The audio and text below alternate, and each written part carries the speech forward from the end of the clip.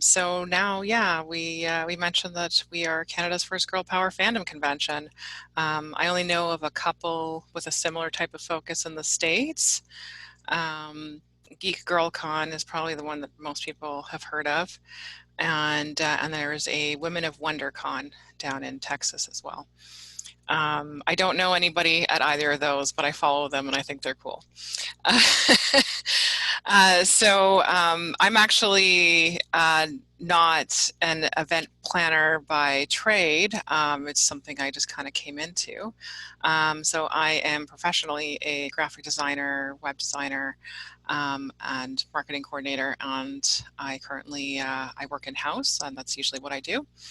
Um, and I currently work at a pipeline inspection company, which is kind of boring, but to some people. But it's interesting to me because we have robots, and I get to learn about robots all day. And so that's me in a nutshell. Thank you, Emily. And my co-host for the evening is Martin.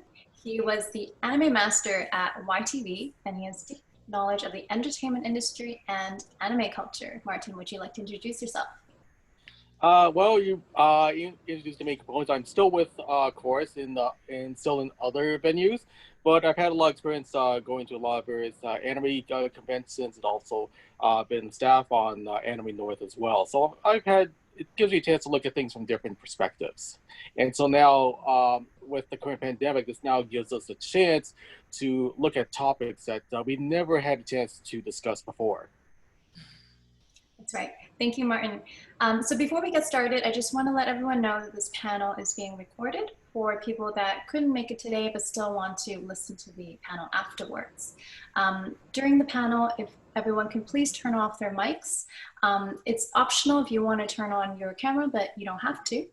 And finally, if you have any questions during the Q&A panel, feel free to just message it on the chat and then we'll get to it as they come. All right? Okay, over to you, Martin. Okay, Emily, you've already given us some of the backgrounds, like how, as to how Pretty Heroes started, like how it started off as the Sailor Moon celebration, and then as time went by, like we've had more people coming along, so you changed the name from the Sailor Moon celebration into the Pretty Heroes celebration, and not just as a one-day event, but now it also became a 2-day event as well. One of the things I'm a little curious that hopefully you can discuss, if you can discuss like how you find the location and the guests, as well as mention the expenses that come behind that. Okay, yeah. So when I was originally creating the Toronto Sailor Moon celebration, it was part of the International Sailor Moon Day movement, which is just basically people all over the world, fans who want to run something to celebrate their love for Sailor Moon, and they called it International Sailor Moon Day. So in the first year, we were also, using the term International Sailor Moon Day. And that's still on some of our signs, I believe. But officially, I always called it Toronto Sailor Moon Celebration because I wanted something that was unique, but quick. And I didn't put a ton of thought into that name. But when I had been looking for things that we could do to celebrate, I had started looking into the possibility of getting discount tickets for an attraction, and I tried Canada's Wonderland at first, and it was getting very difficult to try to work something out with their group sales, because it wasn't really a normal situation for them.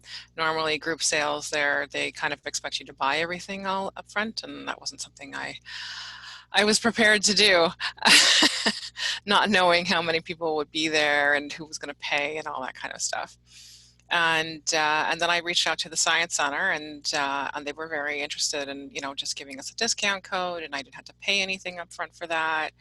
And all we had to do was just promote it, and they were cool with as many people coming as possible. It doesn't matter to them. And And then a friend of mine who you might know from if you went to Unplugged Expo, James Bade, who's the man behind the curtain. Um, he suggested that I look into the cost of renting space and then ask people on the event page if they'd be willing to pay admission to meet some voice actor guests. So so I did that. I got the prices, and actually, if you're really curious, you can actually see the prices for renting the Science Center online publicly. Um, so if you really want to know what it costs to run an event at the Science Center, it's all there. Um, and so the first year we got the Telus room and the mezzanine, and that's a package. They typically rent those together, and we were doing a one-day event, so we paid the night rate, and then we had to pay a bit extra for some other like odds and ends kind of things. They're one of the venues that actually includes electrical, which is really nice and handy. And I kind of miss that. But for the most part, the prices are laid out there. It's, the extras are things like AV equipment and, hooking up to their system and podium and microphone, that kind of stuff. And we had about 200 people who had indicated interest on the event page. So I started, pricing things out with James's help. He was guiding me through a little bit of that kind of stuff. Um, and then I looked at, like, okay, well, if we price tables for this amount, then will that cover the costs and have a little bit, extra for additional expenses? And I kind of did it that way. And we were actually really lucky that we were able to, get by with just the tables that they had, because they have a limited amount that they can offer, and they only had 6 feet tables. And we were able to get just enough, so I didn't have to pay to rent any extra tables. And we ended up actually rescheduling the event that first year because we were trying to do it in too short of a timeline. And there weren't enough people buying tickets, so I ended up having to postpone it, which was, a bit stressful and tricky in itself. But the Science Center was really great with, helping us through all that kind of stuff. And then, like you had to, make deposits with a schedule that, the venue asks for. And, you've got a little bit of leeway with that. You can, try to, to see if you can split things up to have more payments but less each time, if that's more feasible to you. With the JCCC, I had to actually contact them for a price list and ask about specific rooms, and which ones we could use, and then the cost for electrical is separate with them as well. And then there's always something like an event supervisor, security. At the Science Center, they actually have security guards that they can appoint to you. But at both places, we've had event supervisors who are basically our key person that we talk to during the event, for anything to do with the venue. And they make sure, like nothing gets broken, nothing is left really messy. And, if any of that kind of stuff happens, then as the event, we're liable for that kind of stuff. So basically you want to go and get all your big venue costs, look at the, the spaces that you want to have for things. And that's where you start, because those are going to be your biggest costs by far, is going to be renting the space, typically. And I personally like going to smaller venues, so places like the Science Center and the JCCC are a lot more affordable for smaller events, whereas hotels cost a lot more, because I did actually look into renting a ballroom at a hotel they call it a ballroom, but it's not that fancy. Um, like when it's empty, it's really not that fancy, right? But it was like 10 grand for the day, um, uh, or even more than that. And it was big, but it was one big room. And it was in Richmond Hill, and I was like, I don't really think people are going to want to come that far. I've heard of other events having problems getting people to come to that location. Um, and they basically told me that at that particular hotel, they give you a better deal on rentals if you're able to guarantee that people are going to rent rooms from them, because then they're making up the difference that way. And that wasn't something I was comfortable with at the beginning. So that's something you can possibly do if you can get a whole bunch of people willing to rent rooms. That can sometimes save you money. So you kind of have to look at different options in that way. And it's always good to have a hotel partner, even if you aren't using rented space within the hotel, which is what we do. So we just work out, I negotiate discounts with different hotels for our attendees and dealers and guests and stuff like that. So there's lots of different costs there. I like to look for something that's going to be accessible by transit. I also made sure that no matter where we were, that it was going to be accessible for disabilities as well. I personally know what it's like to try to go around a convention in a wheelchair. It's not easy. Um, and I don't think that we need to have any barriers to fandom. So that is something that I made sure that we looked out for from the very beginning. And I always talk to the the venue about that. So at the Science Center, one year we actually had an issue where one of the elevators broke down.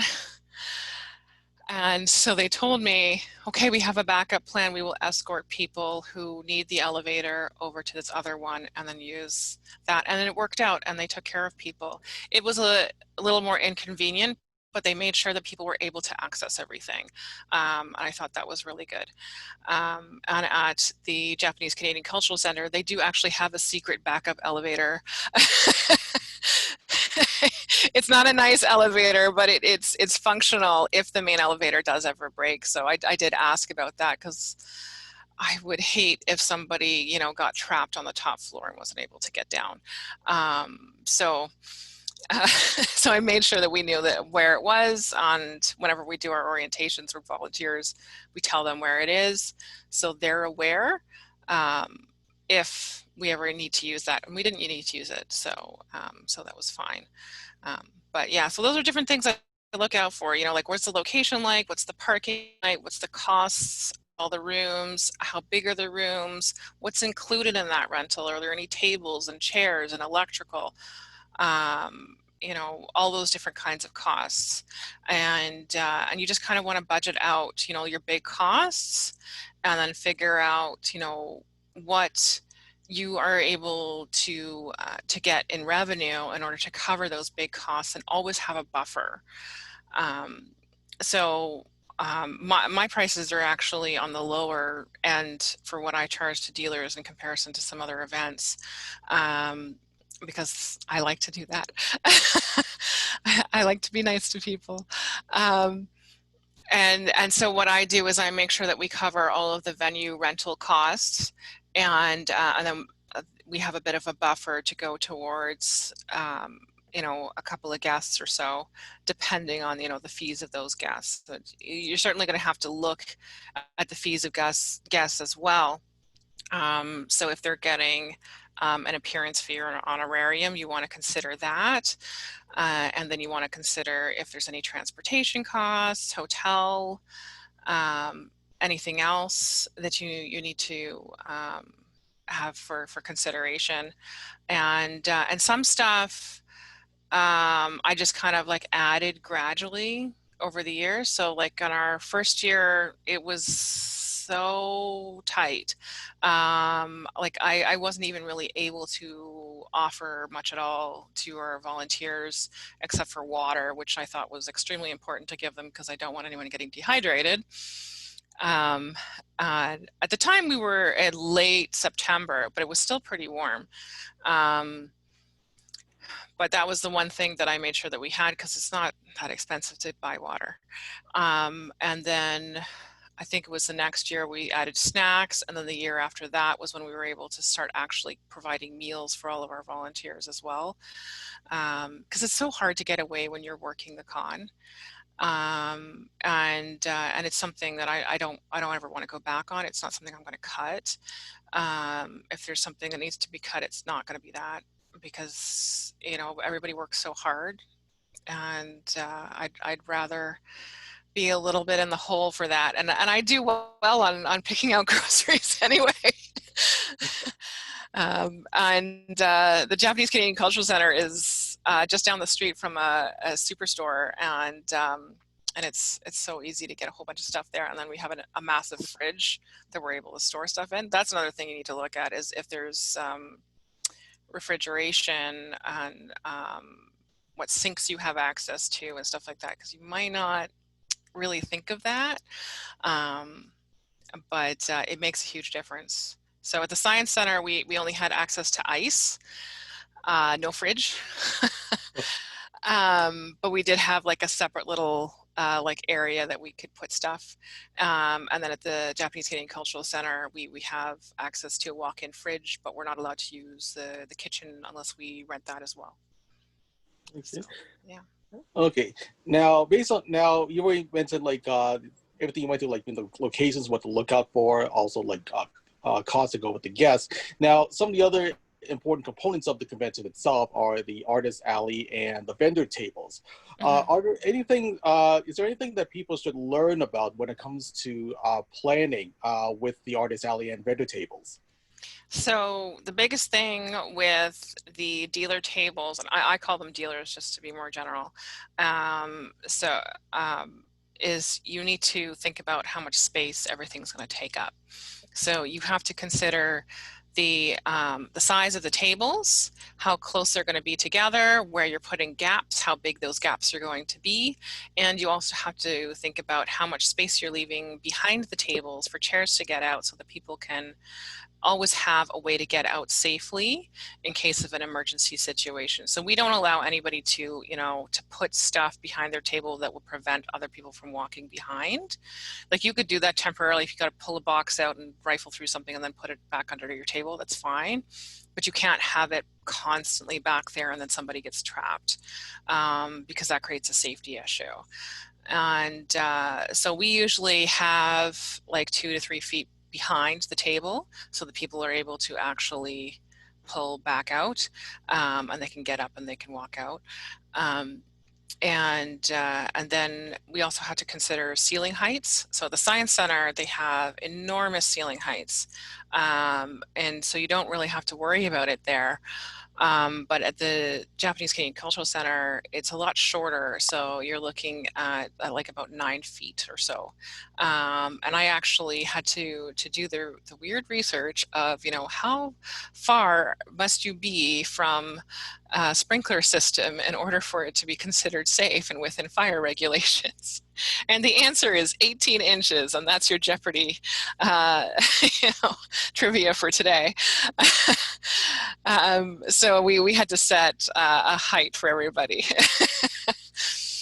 And then the other thing is to look in the rooms. Don't just look at the floor plans that are provided by the venue. It's always good to go and double check the measurements with them, because there might be things that are missing off of the floor plan, which is something that I found with the JCCC.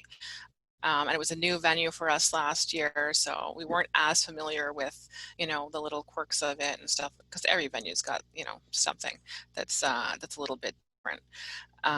And they have some radiators that weren't on the floor plan, and then there's this shelf that is stuck on one of the walls in the Shokokai court. And because those weren't on the floor plan, it actually squeezed things in a little bit. And I didn't realize it until we were there setting up the event, and I was like, oh, that's not great. Oh well, I don't know what to do now. So, so it just made our aisles a little bit smaller. Um, so I think I had planned for our aisles to be 4 feet, and so they just ended up being a little bit smaller than that. And so people said that they thought it was a little bit tight. So I went and I made sure afterwards to go and measure everything, and check all of that stuff so that I have the notes for my floor plan, and I can put that in, that information in, so that when I go and I plan things out. I like to put a gap every 4 to 5 tables of like 2-ish feet, so that someone can slide out. You also want to consider if your dealer has any kind of accessible device, whether that's a walker or a wheelchair, something that's larger than a cane.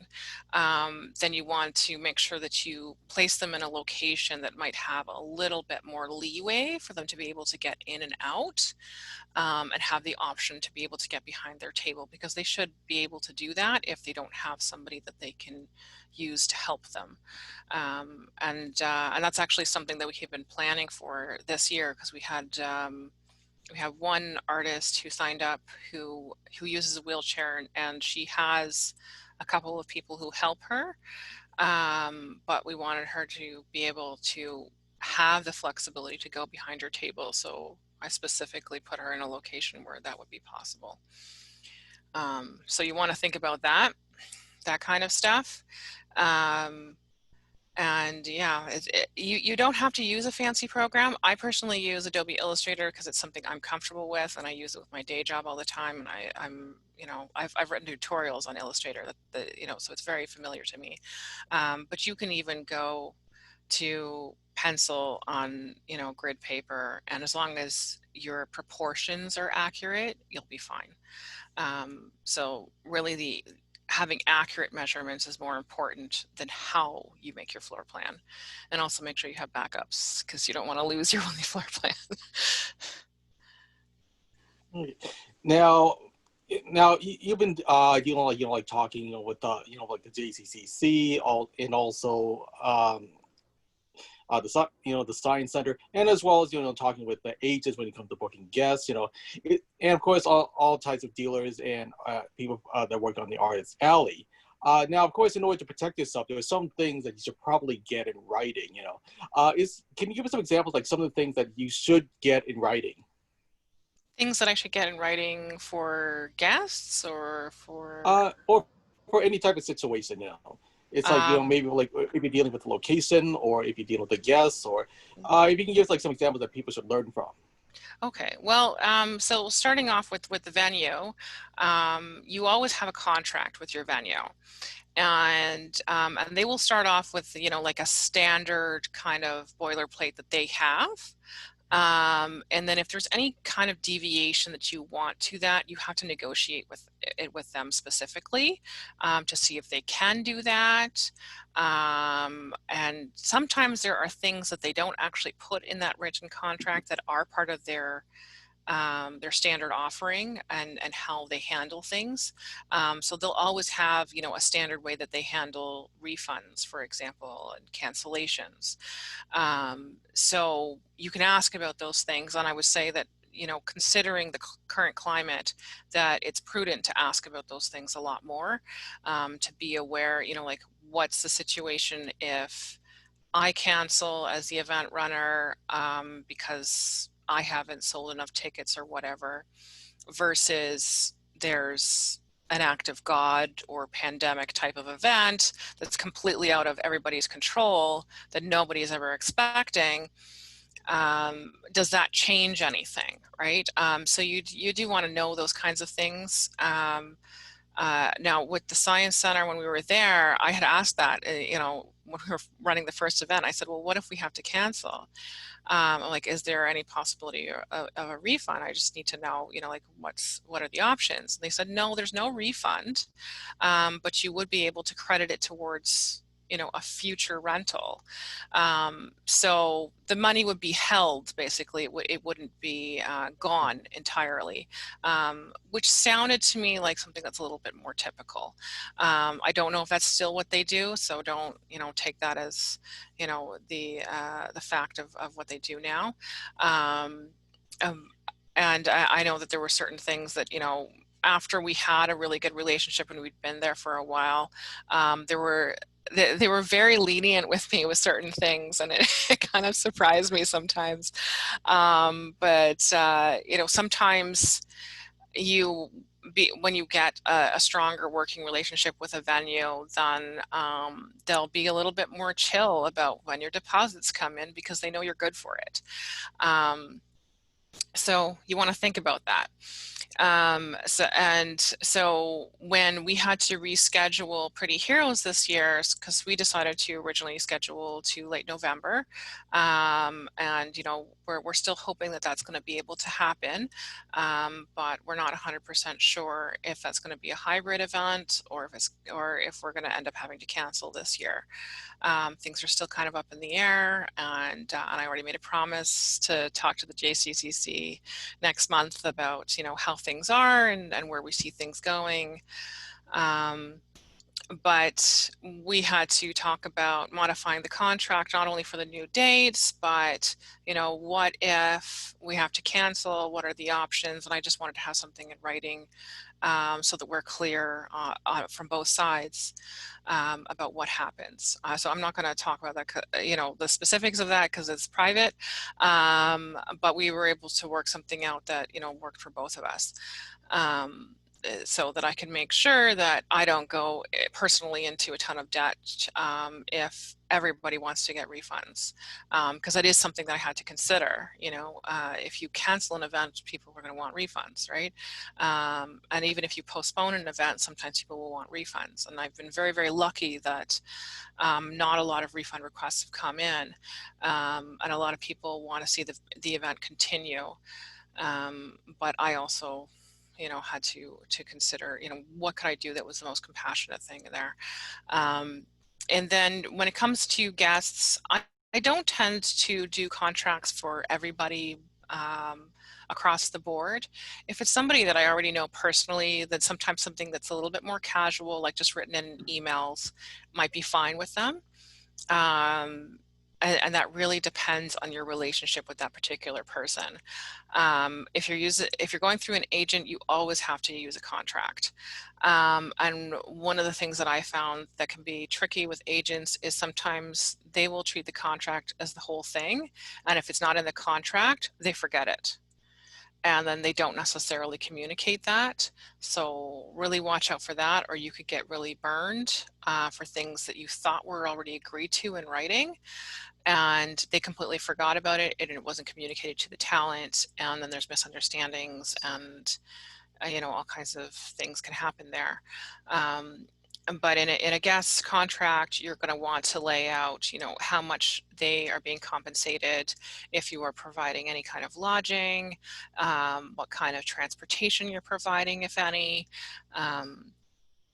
and any incidentals that you might be paying for as well. So particularly the out-of-town guests tend to ask for a per diem because they're away from home, and it's not a place that they normally are, and so that they will use towards like food. Outside of the event. And so that I usually am able to negotiate down a bit because we provide food at the venue when they're there at the event. So we cover basically the meals where they're not there as part of a per diem. And then you also want to make sure that you're clear on any kind of allergies or food restrictions, and you might have that in the contract itself, or you might have that in writing somewhere else. Just make sure that everybody who needs to know knows, because that is important. And then other things you want to have are like what you're providing to them. So if you're providing table space, if you're providing an assistant for them to use throughout the day, what hours they are obligated to be there, what programming they are obligated to do. You might not have your full schedule of what they're going to do specifically in the contract, because typically you're doing the contract many, many months in advance. But you will want to go and say, okay, they're expected to do X number hours of programming and X number of autograph sessions and stuff like that. So they have to be clear on their obligation as well as clear on your obligation. So you want to have all that kind of stuff in there. I don't tend to do this for local cosplay guests. We just tend to have a more standard written email offer, and we just say, okay, well, you're getting table space, and they might have like, like a shared coordinator assistant that, checks on them, that kind of stuff, and they get food, and they get some extra passes and stuff like that. And then other things are negotiable, so they have to actually, talk to us about that before we go and we say, okay, everything is good, and we're going to announce you. And that's how we do that for that. And then for dealers, you can actually see on my website what kind of agreement I have with dealers is public. So we have certain rules that people have to follow. So we don't allow any knockoffs, and we don't allow weapons and stuff like that. First, we did it at the Science Center because they literally don't allow it. They don't allow any blades of any kind. They don't allow fire. No danger, no danger. And then I was like, you know what? Everyone's gotten used to this. Let's just keep it. I would rather not have swords going around the place. I just don't think it's a good idea. So, yeah. So that we have rules like that for the dealers. So we'll tell them, things that they're not allowed to sell, and if they are selling food, they have to have a catering insurance for that, and they have to fill out a form. Now that we're at the JCCC, there's a Toronto Public Health form that they have to fill in, which doesn't cost anything extra, but it's an extra step that they have to do, and we have to know about because it has to be submitted at least a month in advance. And well, I mean, I hope we're not going to have spontaneous combustion, but I don't technically have a rule or a plan for that. Yeah, so we have different rules there, and if anybody has, like 18 plus art, they're allowed to have it, but it has to be hidden. We are a family-friendly event, but there's a lot of adults who are there, and adults sometimes like other stuff that's not family friendly, and that's okay. Just we don't want children seeing it, that's all. And so all that kind of stuff you can see on my website. That's pretty easy to find for the dealers, and it's pretty straightforward kind of stuff. And then we also have actually an FAQ page where we have a code of conduct type of thing, basically. So we have, rules for cosplay and, just general stuff that you can wear, like no discrimination, don't show up naked, please, because we're going to have to remove you, that kind of stuff. So yeah, we have those kinds of things on there, and we have like a basic outline of like our anti-harassment policy and some information about accessibility and different things, and we add to it. Well, mostly me, I add to it from time to time if there's questions that pop up, because most of the questions that are in there are things that have been asked. So if there's something that seems really weird and off the wall on there, it's because somebody asked it. That's why it's there, because someone did ask me if they could use pets as cosplay accessories, and I had to say no. So there are strange things like that will happen. So yeah, mostly you have contracts with venue, with guests, and then with dealers, I tend to have more of a written agreement. So there's the agreement that you see on the sign up page on our website. and through the form that they sign up, there's a version of that as well. And then I also have a modified agreement, and reiterating particularly the refund policy on the invoices for them as well. So they get all of that kind of information. So that's what I do. We Now, do one have of a the volunteer agreement as well, yeah. but nobody Oh. sees it except for volunteers. Now, one of the other things, maybe some people never really thought about in planning convention, are the ticketing platforms. Could you elaborate on that? Yeah, so when we first started, we used an offsite ticketing platform called Picatic.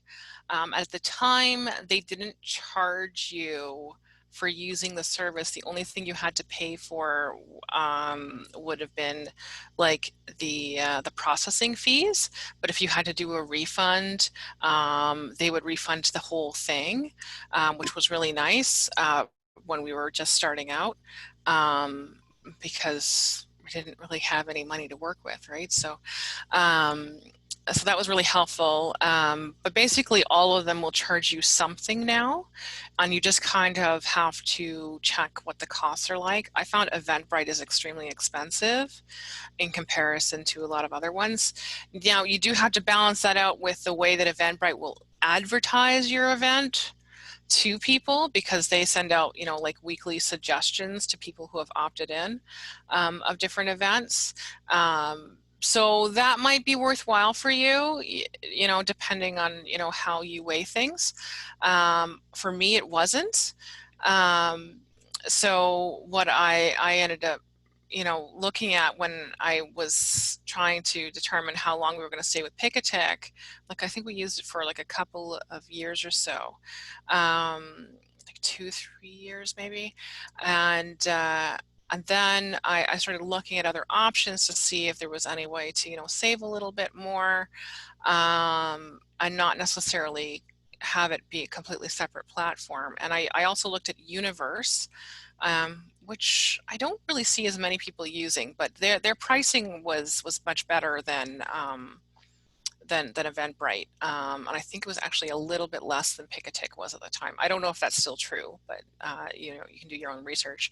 What I actually use now is a WordPress plugin called Takara, which I pay for, and that costs 100 and something a year US.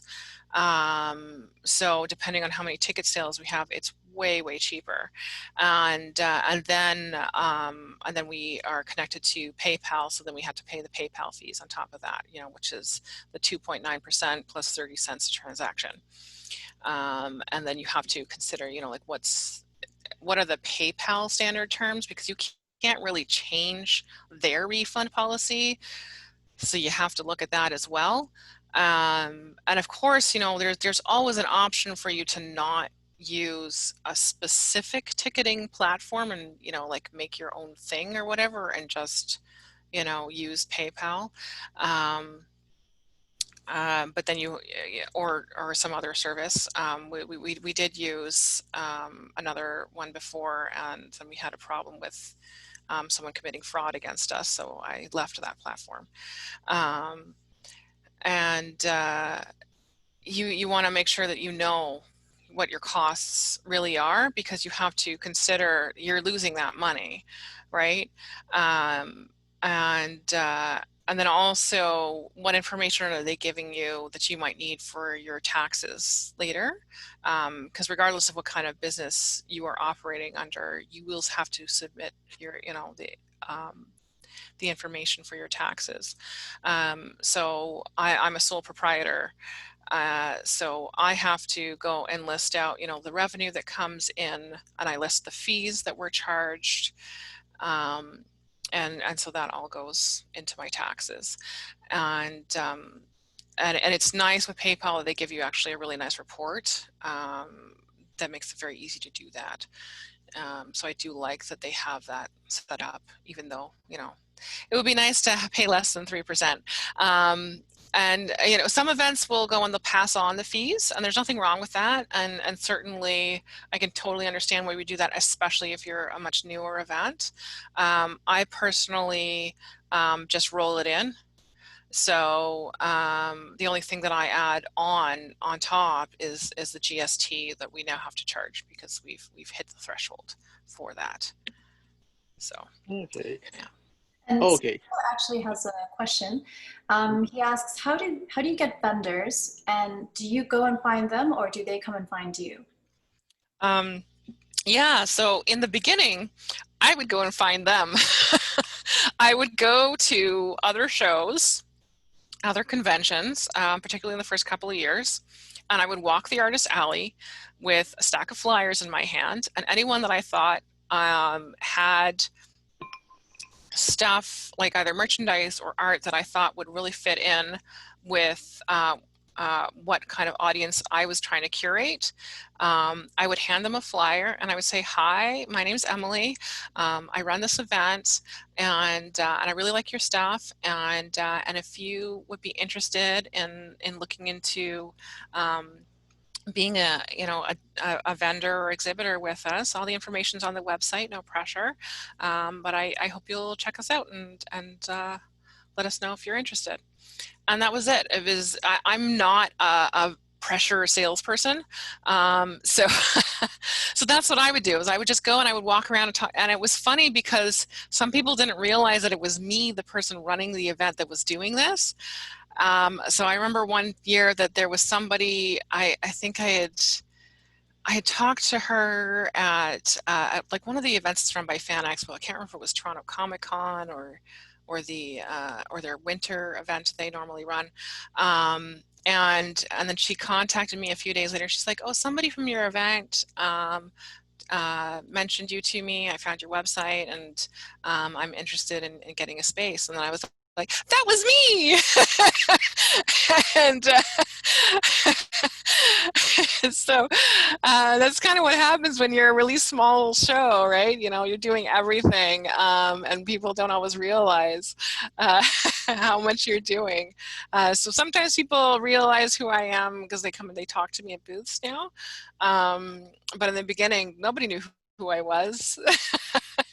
They thought that I was just some random recruiter on behalf of a convention, right? They didn't know that I was the one running it. So that's what I did at the beginning.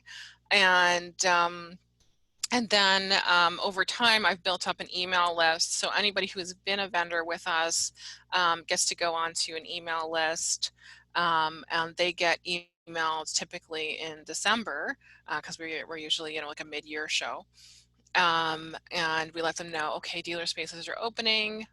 This is your first chance to go and let us know if you want to, like soft reserve a space, no money down at this point, just tell us that you're interested in a space, and then we'll send you an invoice in January. And then they get like a week or two to decide that if they want to do that.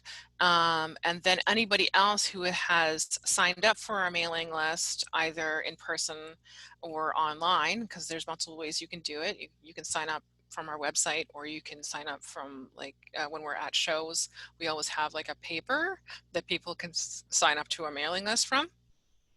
And hopefully they write it legibly. And then we email those people. So that's our second wave. And then they have like a week or so to reserve, and then it goes public.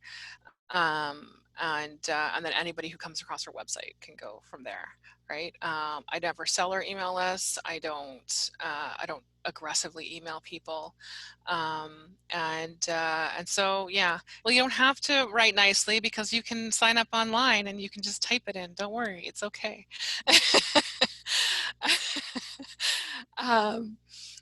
But there's been a few that have bounced back to me, and I'm like, well, I don't know what it's supposed to be. I'm sorry. So yeah, so that's how we tend to get dealers now, is a lot of people will sign up to our mailing list. So there's some word of mouth there, and sometimes people have gone to the event and they liked it, and then they decided that they wanted to be there. And also we're a smaller show, and We're not as expensive as some of the, the bigger options. So it's a nice starter show for people. I always try to have, a lot of people who have higher quality stuff, but I also try to let in, some people who look like they're a little bit newer to being, an artist vendor, because everybody's got to start somewhere. And I think it's good to have that a little bit of that balance there, so that people have the opportunity to see if this is really something they want to continue doing. Sometimes it is, sometimes it isn't. Um, and so we always have, a mix of levels of art and different art styles as well. And exhibitors are a little bit trickier. We get less of those. And I find that they're harder to approach sometimes, particularly when we were a one-day show, because like a comic book shop doesn't want to come and bring in, you know, heavy books, set it up for one day, and then have to tear down and leave. So it's a little bit easier now that we're a two-day show. It gives certain exhibitors, a little bit more leeway in that sense. But I find that when I have approached them in the past, other shows, sometimes they're not super keen on doing really small shows, because it might not, be as lucrative for them. So like we've had like a poster vendor a couple of times, and he seemed to do okay. But I don't think we've had anybody who's just like straight selling books and nothing else. So it varies, but I figure, like as long as we're selling our space in a reasonable time, it's fine. Um, and there have been times where we've sold out in like 2 months, so I think we're doing okay. So yeah, but I mean, I will look for more people.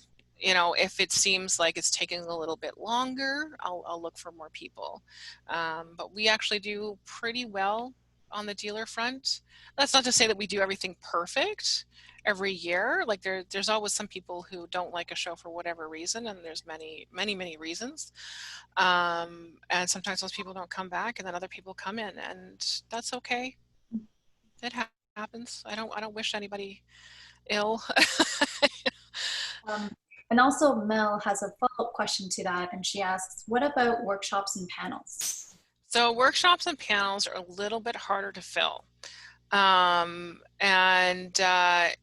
one of the things that makes it hard is I can't necessarily go to a lot of panels at other events and see them and be like, oh, I like that panel, and go and talk to that person, be like, hey, do a panel at my show.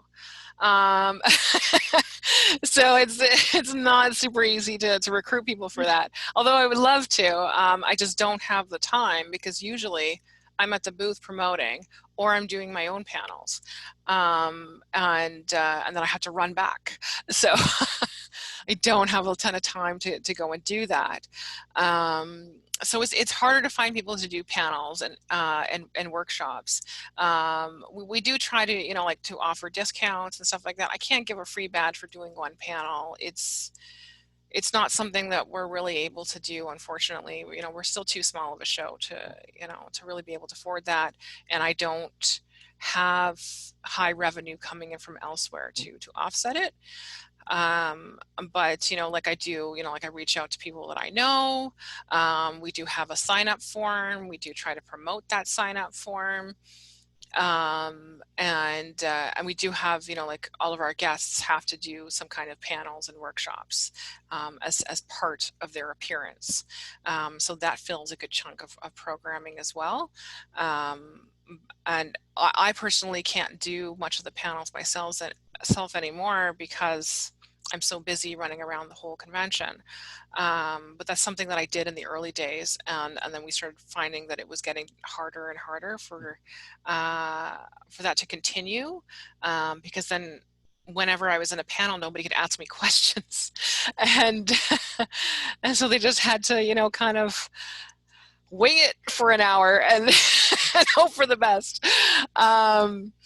So, so yeah, so unfortunately I can't really do too much of that. So I like to to still do some of the moderating for some of our guest panels, but I try to minimize it so that I'm really only doing, you know, like one a day now, whereas before I would do a whole bunch, and as some things I can't realistically do. Like one of the first things that I stopped doing was the merchandise panel that I've done at other events, the Sailor Moon merchandise panel, because it takes me like 20 hours or 2 weeks to put together. So it's a lot of research to do that, and to do that and then run it at an event where I'm also in crunch time. I can't realistically do both. I would have to basically re-give the same panel that I just gave, you know, like a month or two ago. So I wouldn't be able to update it. And then that's normally what I do is I update it before I give it at another event. So yeah, so that's kind of how it goes. I mean, I'd love to get more people doing panels. I have tried to, you know, increase the discount that we're able to give, and we do count, you know, like prep time. So like if you're doing a PowerPoint, I do count that as an hour of prep time.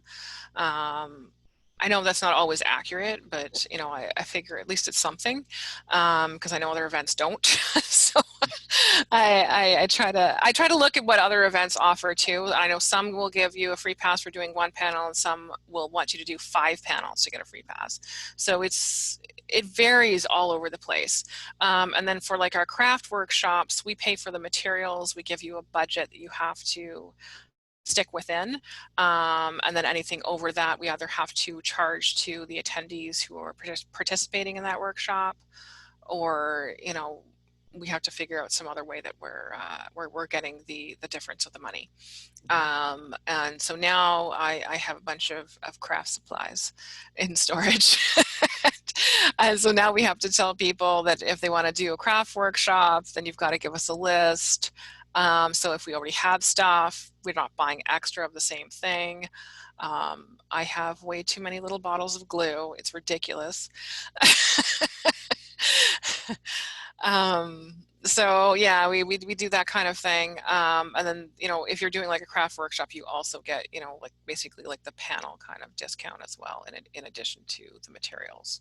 So we try to do that. Speaking of workshops and panels, how do you plan like the scheduling for the whole event? Because it's like there's all these events, and then you also have all of these different rooms. How does that work for you? Yeah, so we don't have a ton of rooms. So we have our main room, we have a side panel room, and we have a room that we mostly use for videos, and then we have like a craft zone. We've tried to have a gaming zone, but it keeps kind of falling apart. So that's something I would really like to, you know, get more fleshed out in future. And but gaming doesn't really have a schedule typically. Crafts will have a schedule, but they'll have longer sessions. So that one's actually really easy. And then we have some stuff that we always do kind of standard. So we do button making. So you can make your own buttons. I didn't put one here actually, unfortunately, so I could show you. But I actually have my button press like right on my side here. So we do that. So if there's any holes in the craft schedule, then we do 90 minutes of button making, and it works, because they're so cheap for us to have the materials. And I've actually bought a couple of button presses now, secondhand, so that we can actually, you know, do that a little bit more cost effectively, because typically we will rent the press and we'll just buy the materials, and we do pin back buttons. So there's 3 parts to that, but they're really easy. Everybody really likes them because they can, you know, draw their own thing, or they can color whatever. So craft room tends to be one of the easier things to schedule. A lot of the cosplayers will do craft type workshops because it's in their wheelhouse typically. And then we always do, you know, some Q&A panels with the guests, and if there's anything anything special that they want to do. So like we had Sandy Fox doing a meditation session last year, Moon Gorgeous meditation. Um, and, uh, uh, and so we just, figured out, what she needed for that and how much time she wanted for it. And we did that. And that was my name, and she stole it. Well, she borrowed it. She uses it now because she really likes the name, not stolen. But I like to play with names like that, and she's really sweet. She's so nice, and then we also add in, like all the cosplayers. So we do all like the guest type panels first. So there's our, what we call the highlight guests. So that's like the voice actors and the authors and stuff like that. And then we have like our cosplay guests, so we plan out all of their stuff first, make sure that they don't have any conflicts. And then we're looking at like what other panels have been submitted, and workshops and activities and stuff like that. So like we had a group doing a dance workshop, I think, each day last year, and they do some really nice dances. They're very cute, and what else? We've had the Toronto Steampunk Society has done a few things with us over the years. So they've done tea duels and parasol duels. And those are kind of a little more casual, but we'll put those things in. And they have like what we call a community table. So we give them a free space to advertise their group in exchange for providing some programming. And so we work it out that way. And so we do those kinds of things first, and all the submitted ones. And then we kind of look for holes and see if there's any way that we can fill them. Like, do we have anybody on the team who wants to do anything that they maybe just didn't speak up about before, but maybe there's something that they can do. And then there's also the videos, right? And I talk about that with my team. So so all the staff members basically get to vote for what we're having for screenings. That's how our screenings work. We're like, what discs do we have, and what do we want to show, and what can we get permission for? And then so we mostly put them in the video room, but then if we have holes that we can't really fill another way, we're like, just put a video in there, it's fine. And we've been okay with that for the most part. So yeah. Now, as I said, you're a sole proprietor. So, what are some of the tax implications that people should be aware of if they're trying to create their own convention? Yeah. So, well, first of all, you do have to declare it. Uh, don't go thinking that you cannot declare it and get away with it. That's not going to happen. Oh man, I actually saw like there were these budget exercises. They were showing like example budgets of some people from the Toronto Star, one of the writers there, on Twitter. I think it was like a couple of days or so ago. It was very recent, and one of the ones that they were talking about a person who had done a freelance job, and they listed as non-taxable, and I'm like, that's not true. She's still going to have to pay tax on that later. At a minimum, you have to pay into the Canada Pension Plan. At a very bare minimum, you always have to do that. And there's there's guides on how to calculate that, right? And you pay that at tax time. You don't pay it in advance, really, when it's your own business. And then the other thing that you really want to look at is the tax, like the sales tax kind of threshold. So there's GST and there's HST. So depending on the kind of business you're running, you might do one or the other. And so because my business is primarily a service-based business and we don't really keep an inventory of merchandise, we're able to only charge GST. And that might not be true in your case, depending on, like how much merchandise you have and what kind of inventory you have and all that kind of stuff. When you have inventory, you also have to think about cost of goods sold and all that kind of stuff. Lots of accounting terms. I, I took some accounting courses in high school and I still remember stuff. And I do my own taxes because I'm a little weird like that. Um, and then,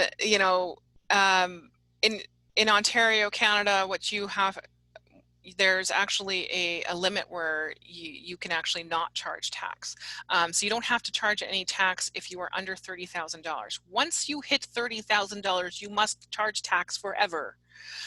You cannot opt out of it if the next year you have a really bad year. You still have to charge it and remit it.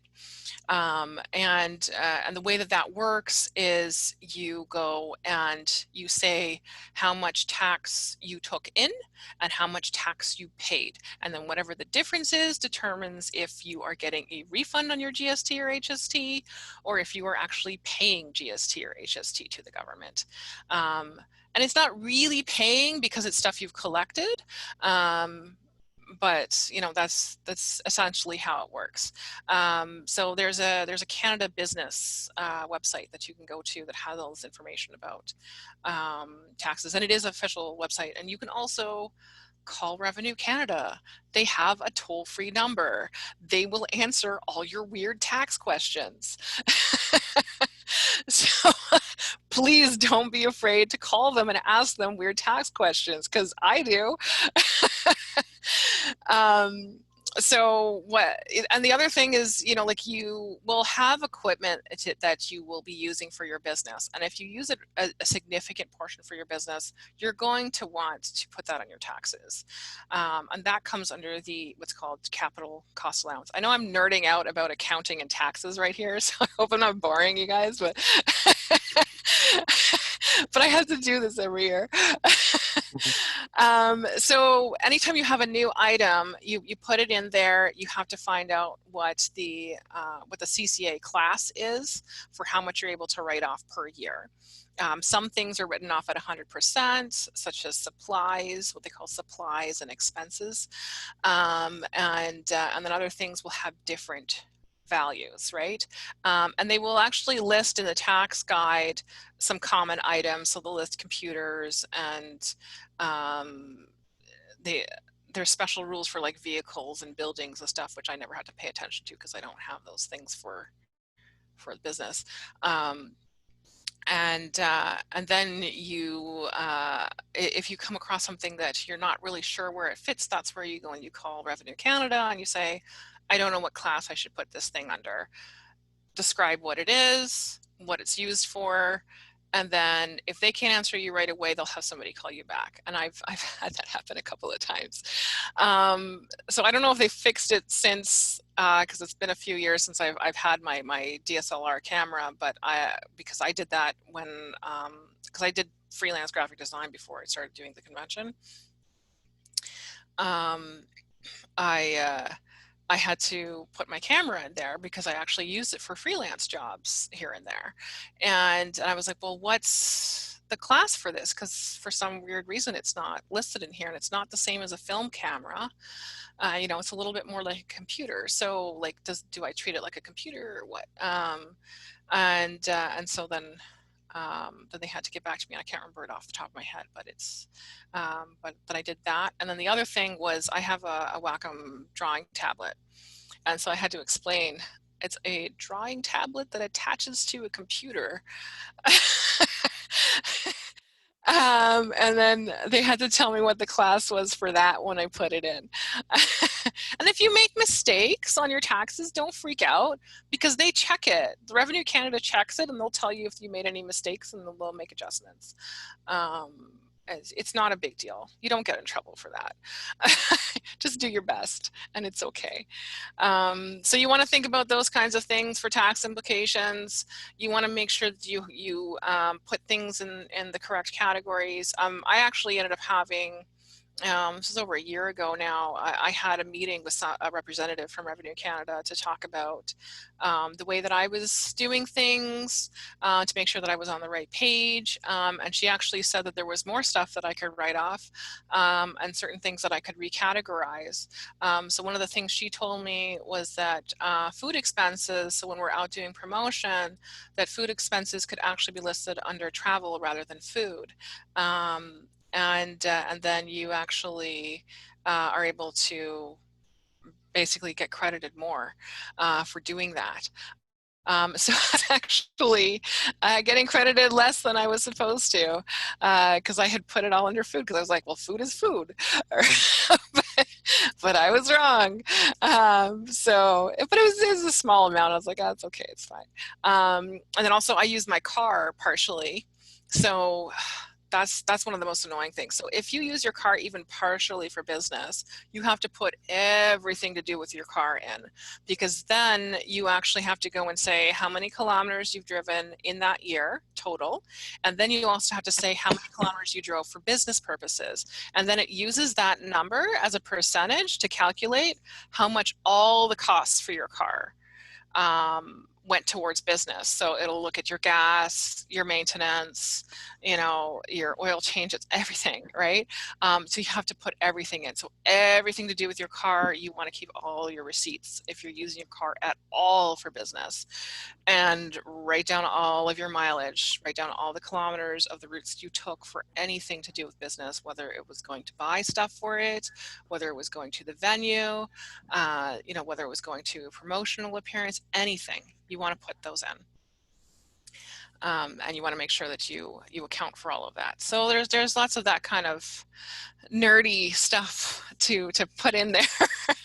There's lots of different things that you can put in there for business purposes, and you can always like get an accountant, and you want to try to find an accountant who might understand what event planning is a bit like, so that they have a little bit better of an idea of things that might apply to you, and then you can go through things with them, and keep notes. I'm actually very bad at keeping notes. I end up, I put all my receipts in a box, and then sometimes I don't look at them for months, and then I forget what they were for, and then I have to go and check my calendar of when I did promotion appearances at certain places and match up the dates and be like, oh, this was lunch for that thing, and then just put that all together. So you want to make all those notes.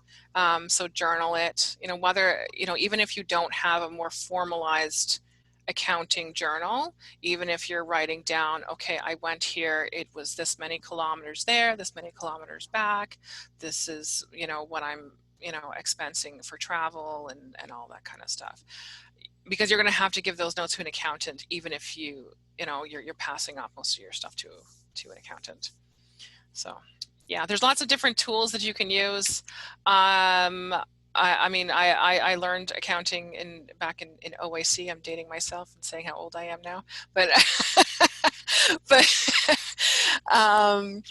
so I know how to do it, and I just find it easier to just use some spreadsheets and stuff. It doesn't really save me time to use a separate tool, so I just do it myself. Now, there's one other interesting thing maybe people haven't really thought about in creating a convention, and that's liability insurance. Yeah, so you always have to get liability insurance pretty much, unless your venue goes and tells you that you're small enough and they're okay with taking the risk. No, OAC was the Ontario Academic Credit. It was grade 13, that has not been around for a long time. They got rid of it in like the early 2000s. So now you can go and try to calculate how old I am. Yeah.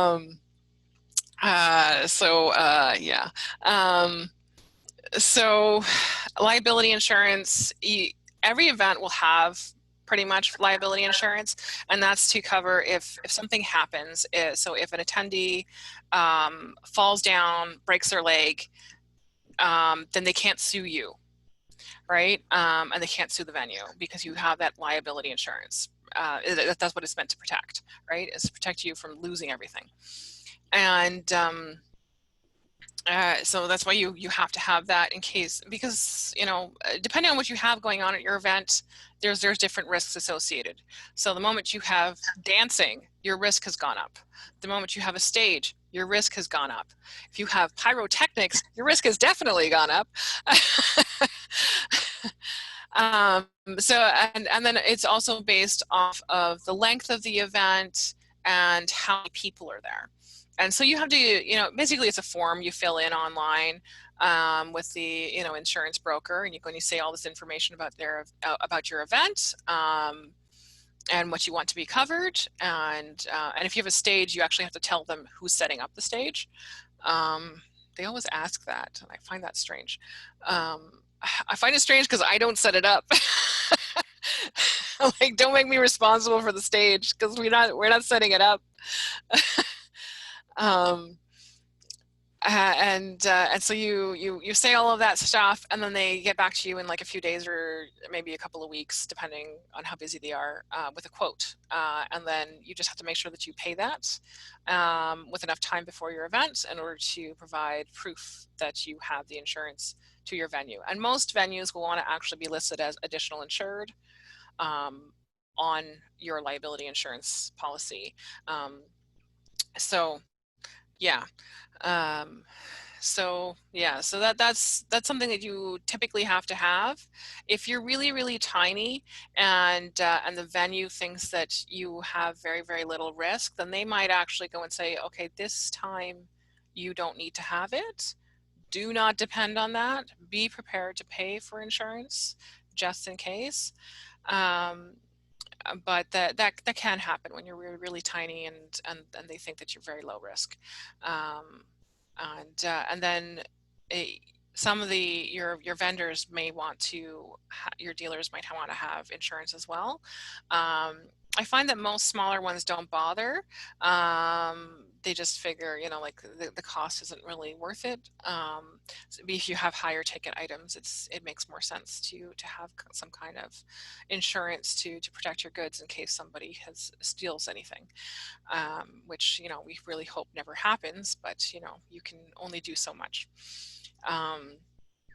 And liability insurance does not cover you for cancellation. So this is the situation that all events are in right now, is that almost nobody had cancellation insurance. And even if they did, it almost never covers pandemics. So unless you were Wimbledon and you thought ahead, because I heard that they did, pretty much nobody had pandemic insurance. Nobody can get it now. Nothing is going to cover COVID-19. So that's a completely separate thing. Typically cancellation insurance covers acts of God. So like if somebody sets fire to your venue a week before you're scheduled, then the insurance will, kick in right then. That's what the cancellation insurance is for. But yeah, I usually don't bother with that because like we're not like in a tornado zone or anything. So I'm like, I don't think a meteor is going to come out of the sky and hit our venue, so I think we're okay. Hopefully, right? So yeah, we usually just get liability insurance, and that's usually all you're expected to get. Anything else that you get is up to you and what you see as your risks, and what makes sense, in your area. Now, of course, you can't run the whole convention by yourself. I mean, you have staff and volunteers. So, so how do you delegate the responsibilities? Mm-hmm. Yeah, so I'm always trying to get better at delegating. That's something that I find is a bit of a struggle, mostly because everybody's volunteering their time, and like even I'm volunteering my time, but it's my business and it's my decision to do that. But everybody else, they can leave if they feel like it's not something that they can realistically do anymore. I always try to look at, like what are their strengths and what are the things that they want to do and what are the things they want to learn, and try to find a fit for people. Unfortunately, we've grown faster than our team has really been able to grow with it. So we have usually, like 12 to 15-ish staff, with varying levels of responsibility. I don't really have, like a particular hierarchy. For staff members, but they're all kind of involved in some fashion in the pre-planning. So we have some people that are specifically on volunteers, and we have people who are specifically on programming, um, and uh, and then those people will kind of like own that area. And so we have some really great AV techs. So Ray is our head guy for AV stuff, and then Kent from Anime North helps us a ton, by getting us equipment that Anime North generously loans to us to use, for our convention. And they both work really, really hard on making sure that the equipment runs properly, that things are connected properly, and trying to find people to help them more has been a bit of a challenge because it's more specialized skill. And so we're looking at ways to, train more people to do some of the more basic stuff, if they're interested in that, so that we can, split up the tasks there so people aren't overwhelmed with that kind of stuff. And then other programming stuff will, be like the scheduling, and like coordinating with, all of the people who are doing different panels and workshops and activities, and so they'll have to do the back and forth because it takes a lot of time, and it's easier for me if someone else is doing a lot of that back and forth stuff and just kind of like tags me in, with goes and says they're asking this, and then I can say, okay, this is the answer, uh, and go back. um, and so we do that kind of stuff. And then with volunteers, we have at least one head volunteer coordinator. We want to have two, and it's really tricky to find the right people who want to stick with it and work together and do that. So we have somebody who's doing that now, and she's super keen, and I really hope it works out, and I hope she really likes it. And so what she has to do is she just kind of keeps an eye on all of the volunteer submissions that come in, and if there's any that seem like, red flags, then she'll go and say, I don't think we should approve this person. But otherwise, I'm going to trust her judgment of, like, if she thinks people are okay, then we'll let them in. Like we're pretty chill. Like, we're not super strict. We just basically want to make sure that everybody's safe. So if we think there's a safety risk, is typically when we're not going to approve someone as a volunteer. And either, typically to themselves more than to others. We haven't had anybody threaten to, hurt anybody, thankfully. I hope we never do.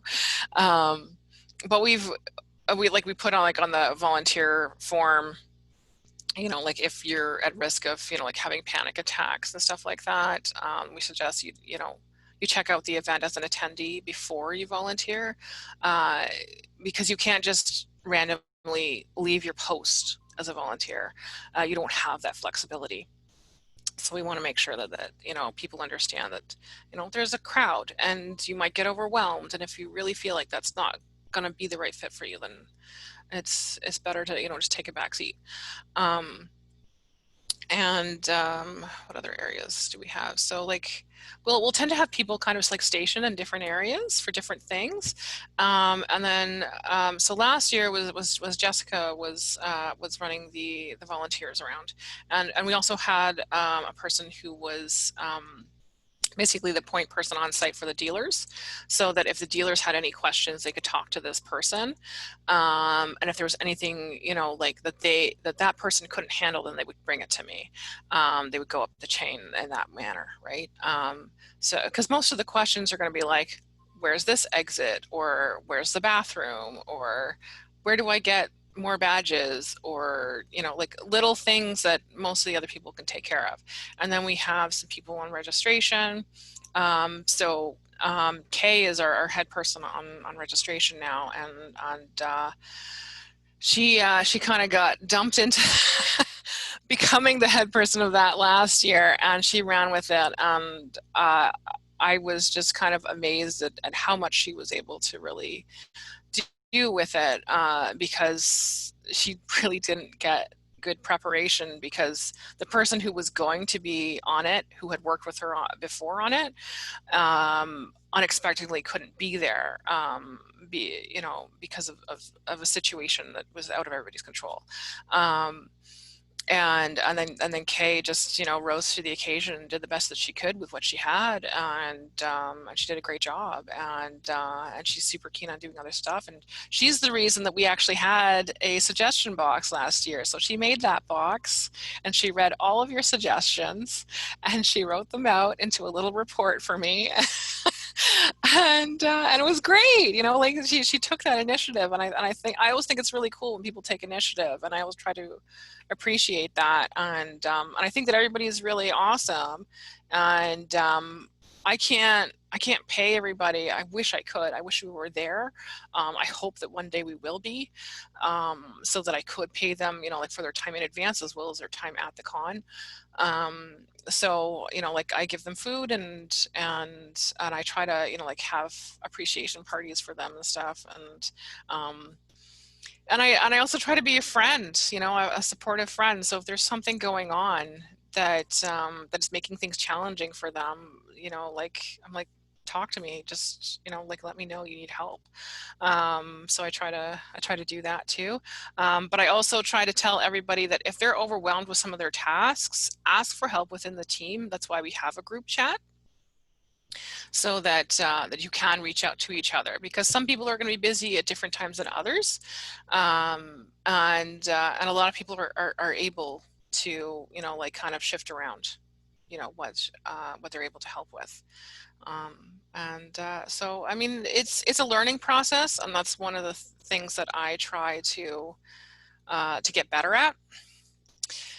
And and I hope to have our team always, you know, be happier and to always grow. But a lot of them actually start as volunteers, so and then they never leave. They just become staff forever. That's kind of how conventions work, though.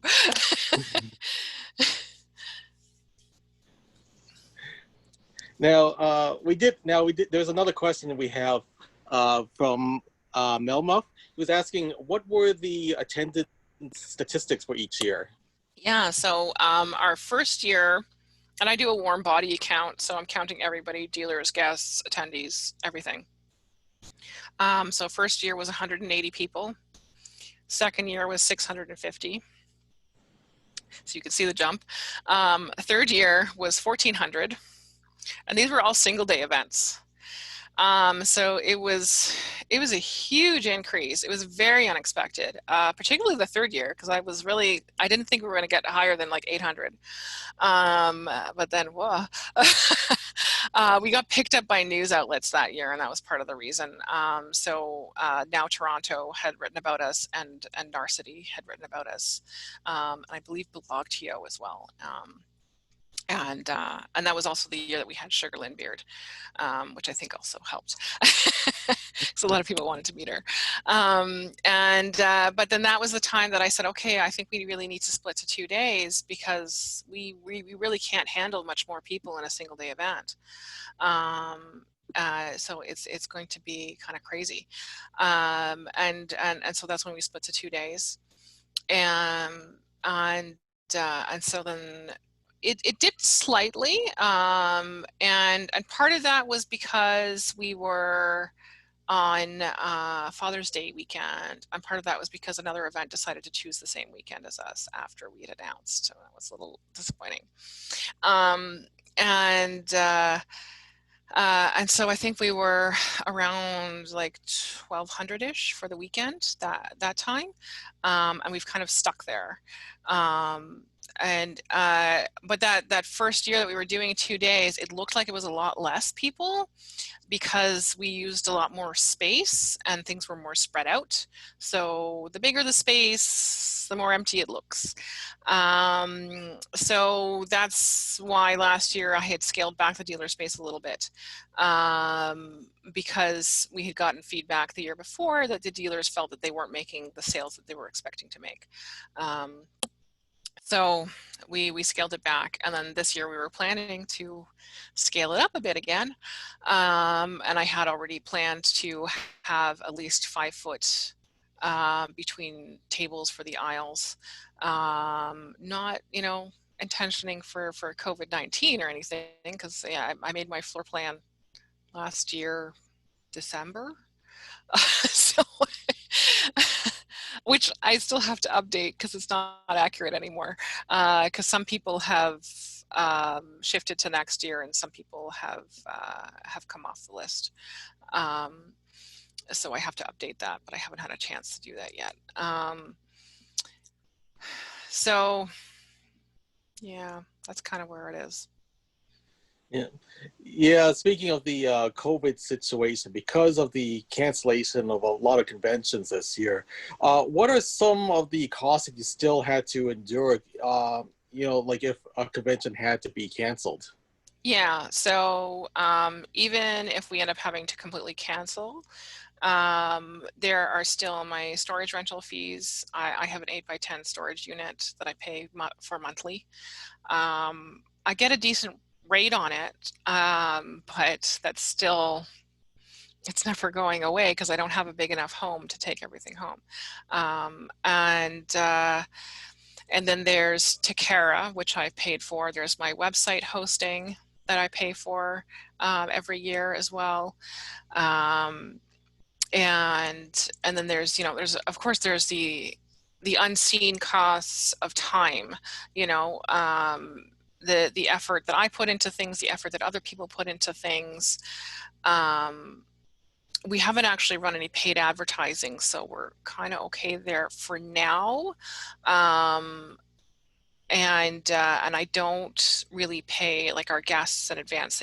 They start getting paid when they show up, right? So that's been okay.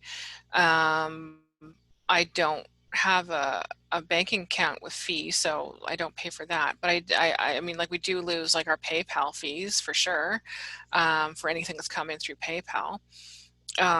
For any like t-shirt orders that have been processed already, then like I've paid for those. And I bought the button presses secondhand, actually from our t-shirt guy from Chop Shop. He didn't want them anymore, and he knew that I wanted some. So he was like, here, this seems like a good idea. And so he gave me a good price and he got some money for it, right?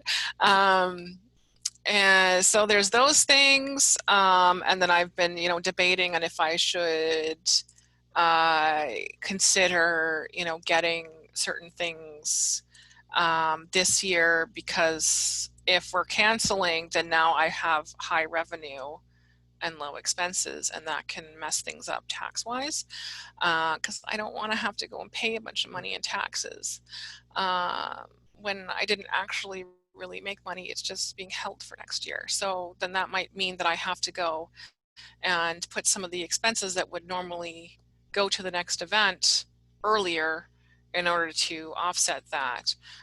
So one of the things that I've been considering for some time is possibly getting a laser printer, so that we're not, printing as many things externally. So like, it's so expensive though to get an 11 by 17 printer. They're so expensive and it makes me so sad. Um, because I would really, really, really like to have even just a black and white 11 by 17 printer would be great, because then we could put all our schedules on that. Because we do a booklet style. I like to keep it small. But yeah, the laser printer would be nicer than the inkjet that I currently have, which doesn't like to travel. It got really upset with me last year. I made a huge mess when I brought it back home. So yeah. So yeah, I have an inkjet right now, and it's my personal inkjet, and I'm using it for the con all the time. So it would be great to have a laser printer, because like we do like our flyers. Oh yeah, so that's something else. And I paid for flyers. This is a very old one. This is from 2017. That's not our price now. Uh, but yeah, so I've bought paper. I've printed flyers. So those are gone, and they go over here in my pile to be used as scrap paper. But this. Oh, can you see? This is the stack I currently have. There's more. There's more. This isn't all of it. So I mean I'm eco-friendly, but but there's still a lot of it. There's still a lot of it, and like, because every year we have a little bit left over, and there's also stickers. We always give out stickers, so I buy those in batches. I usually buy like 1,000 or 2,000 of them at a time, because you get a much better price that way. And then any kind of shipping costs that there might have been incurred, those I usually am able to get free shipping on. And I don't think there's any other equipment that I bought recently. Most of the stuff was pre-existing. But I do have to think about, like, it doesn't make sense to buy some extra equipment now, because it could help me with the taxes rather than having to go and pay taxes now, when we're already kind of hurting. And I don't know if we're really even eligible right now for any of the government assistance. So the only thing that we might be eligible for is the loan. And I have to talk to my bank to see if that's even a possibility for us, because a lot of the other stuff, it's based on if you actually have wages, and I don't pay myself, and it's a completely volunteer team, so none of that applies. Fun. uh, you know, uh, and I mean, we've already paid like 50% of our venue costs. So yes, it's a $40,000 loan. Yeah, which is honestly, for like, um, that's a lot of money for a little convention, to be honest. I'm very, very good with money and how we spend it. So we probably pay somewhere between 30 to 50 grand a year on a convention. So yeah. Um, So yeah, I don't know that there's really any help that we can get in that way. So I've mostly been looking at, borrowing from my own personal savings as a temporary means, if that's necessary. Um, and then we have to also look at getting, more like cleaning solutions for, like, even our craft materials, and sanitizer that we haven't really had before.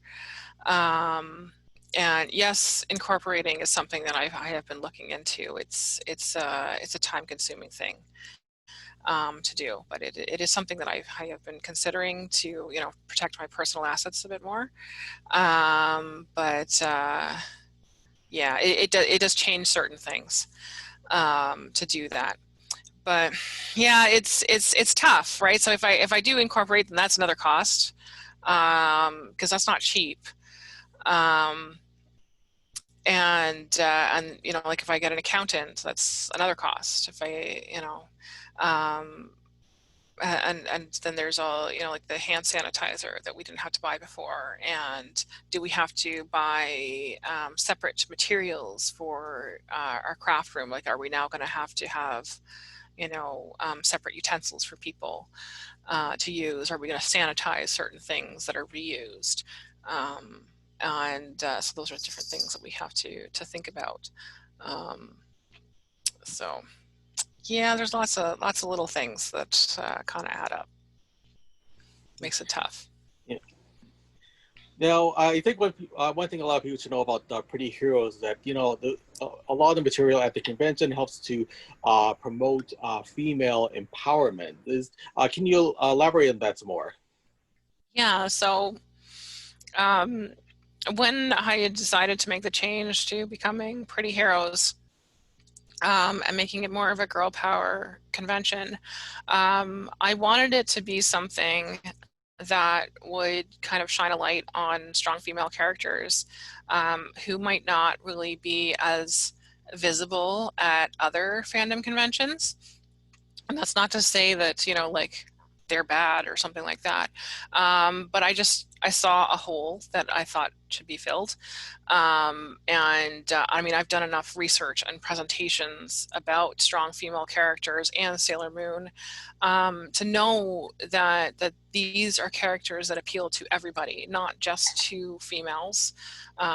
It appeals to everyone, no matter what your gender expression is. And I think it's important for us to be able to see more variety in strong female characters, and what does being strong mean, because it can be emotionally strong or it can be physically strong. There's different ways that you can look at that. And I wanted to also make sure that it wasn't like a female only kind of event, because I already knew from back when I used to write for a little blog called Moon Chase.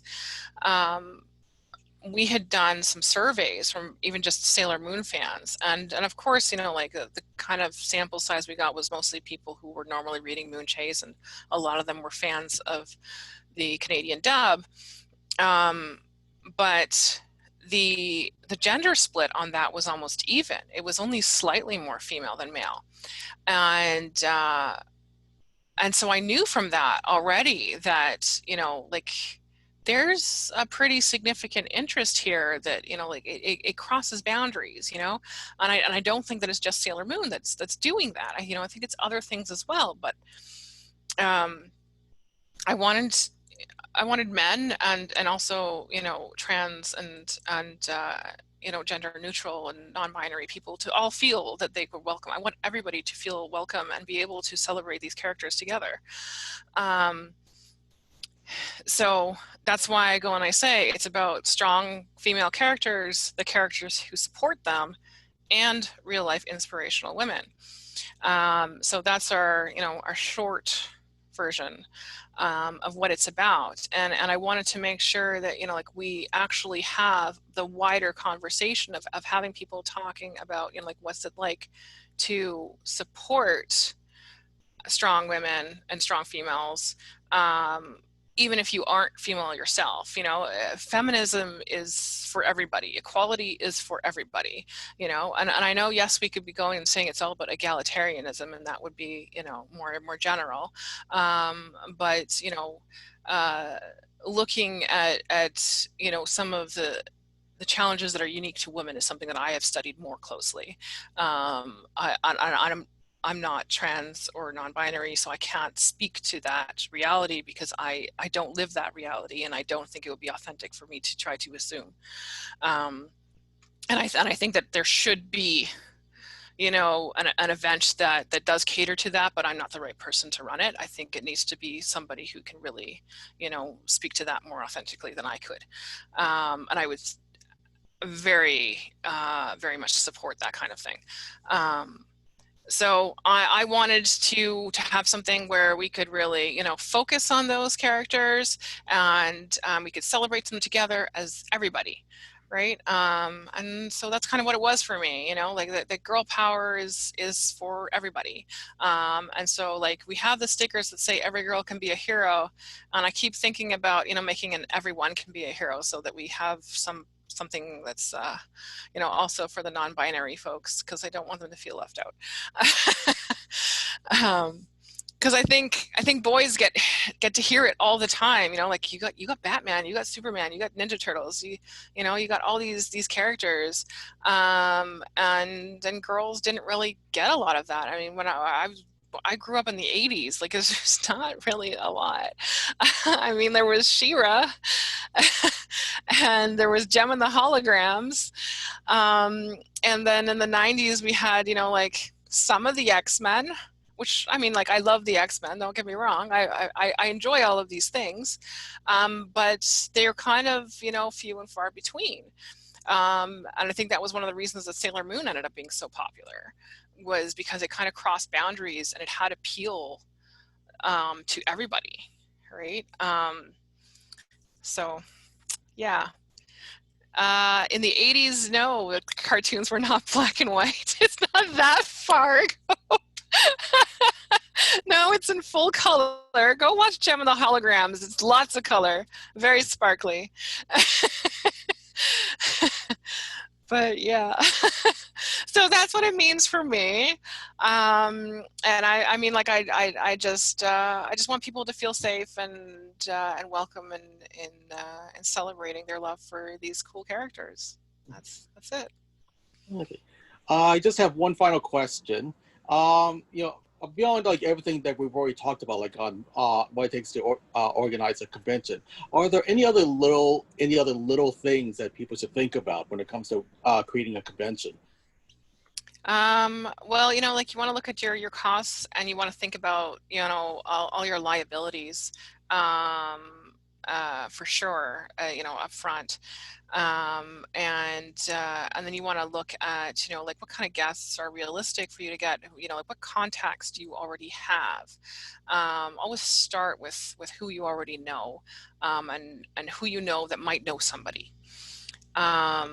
So that's kind of where I started, because I had written for Moon Chase. I'd already interviewed a bunch of Sailor Moon voice actors, so I already knew some of them, and so that's how I was able to get some of them in the first year, because otherwise they would not have been there. But yeah, so I mean that was really helpful, and then like as time has gone on, because they've had a good time, they will go and they'll tell other people, and they'll try to encourage some other people to be part of it in the future. You want to think about, like what are good dates, what's a venue that might be accessible to different people. You want to think about how many people will it take to pull it off as well. Like how many bodies do you need to make sure that things are running the way that needs to run? And you also have to consider the logistics. Don't expect the logistics of Anime North to work at a tiny event, because it doesn't. It's a completely different scale. There are things that Anime North can do because of the size that they are and because of how long they've been around, that don't make sense for an event the size of Pretty Heroes. You can't go and treat a 25,000 person event the same as a 1,000 to 1,500 event. It doesn't work. So like we can't necessarily always clear rooms. That might be something that we can do now at the JCCC, but it's not something that we could do at the Science Center because of the way that the rooms were set up. There wasn't really anywhere to empty people to, so we couldn't do that. And then you want to think about, like if you do anything outside, have a rain plan. Always have a rain plan. And also, we learned last year, have a heat plan. So last year, it felt like 40 on the weekend that we were running outside. So we had to move everything inside. And that was terrible. It was terrible. And the venue was amazing at helping us, move things into the Kobayashi Hall, but that's why it looked so empty. It was because that stuff was all supposed to be on a little patio outside. So it was not meant to be in that big space. Uh, so I kind of decided from there, okay, we're just not going to really, bother with doing much stuff outside.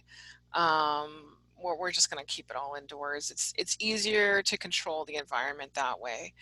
And you want to think about safety, right? Safety is very important, not just for liability reasons, but because you want people to be safe and to come back and, to enjoy things, right? So you got to think about that. Have some kind of plan and coordination with your venue about what happens if somebody faints or gets injured.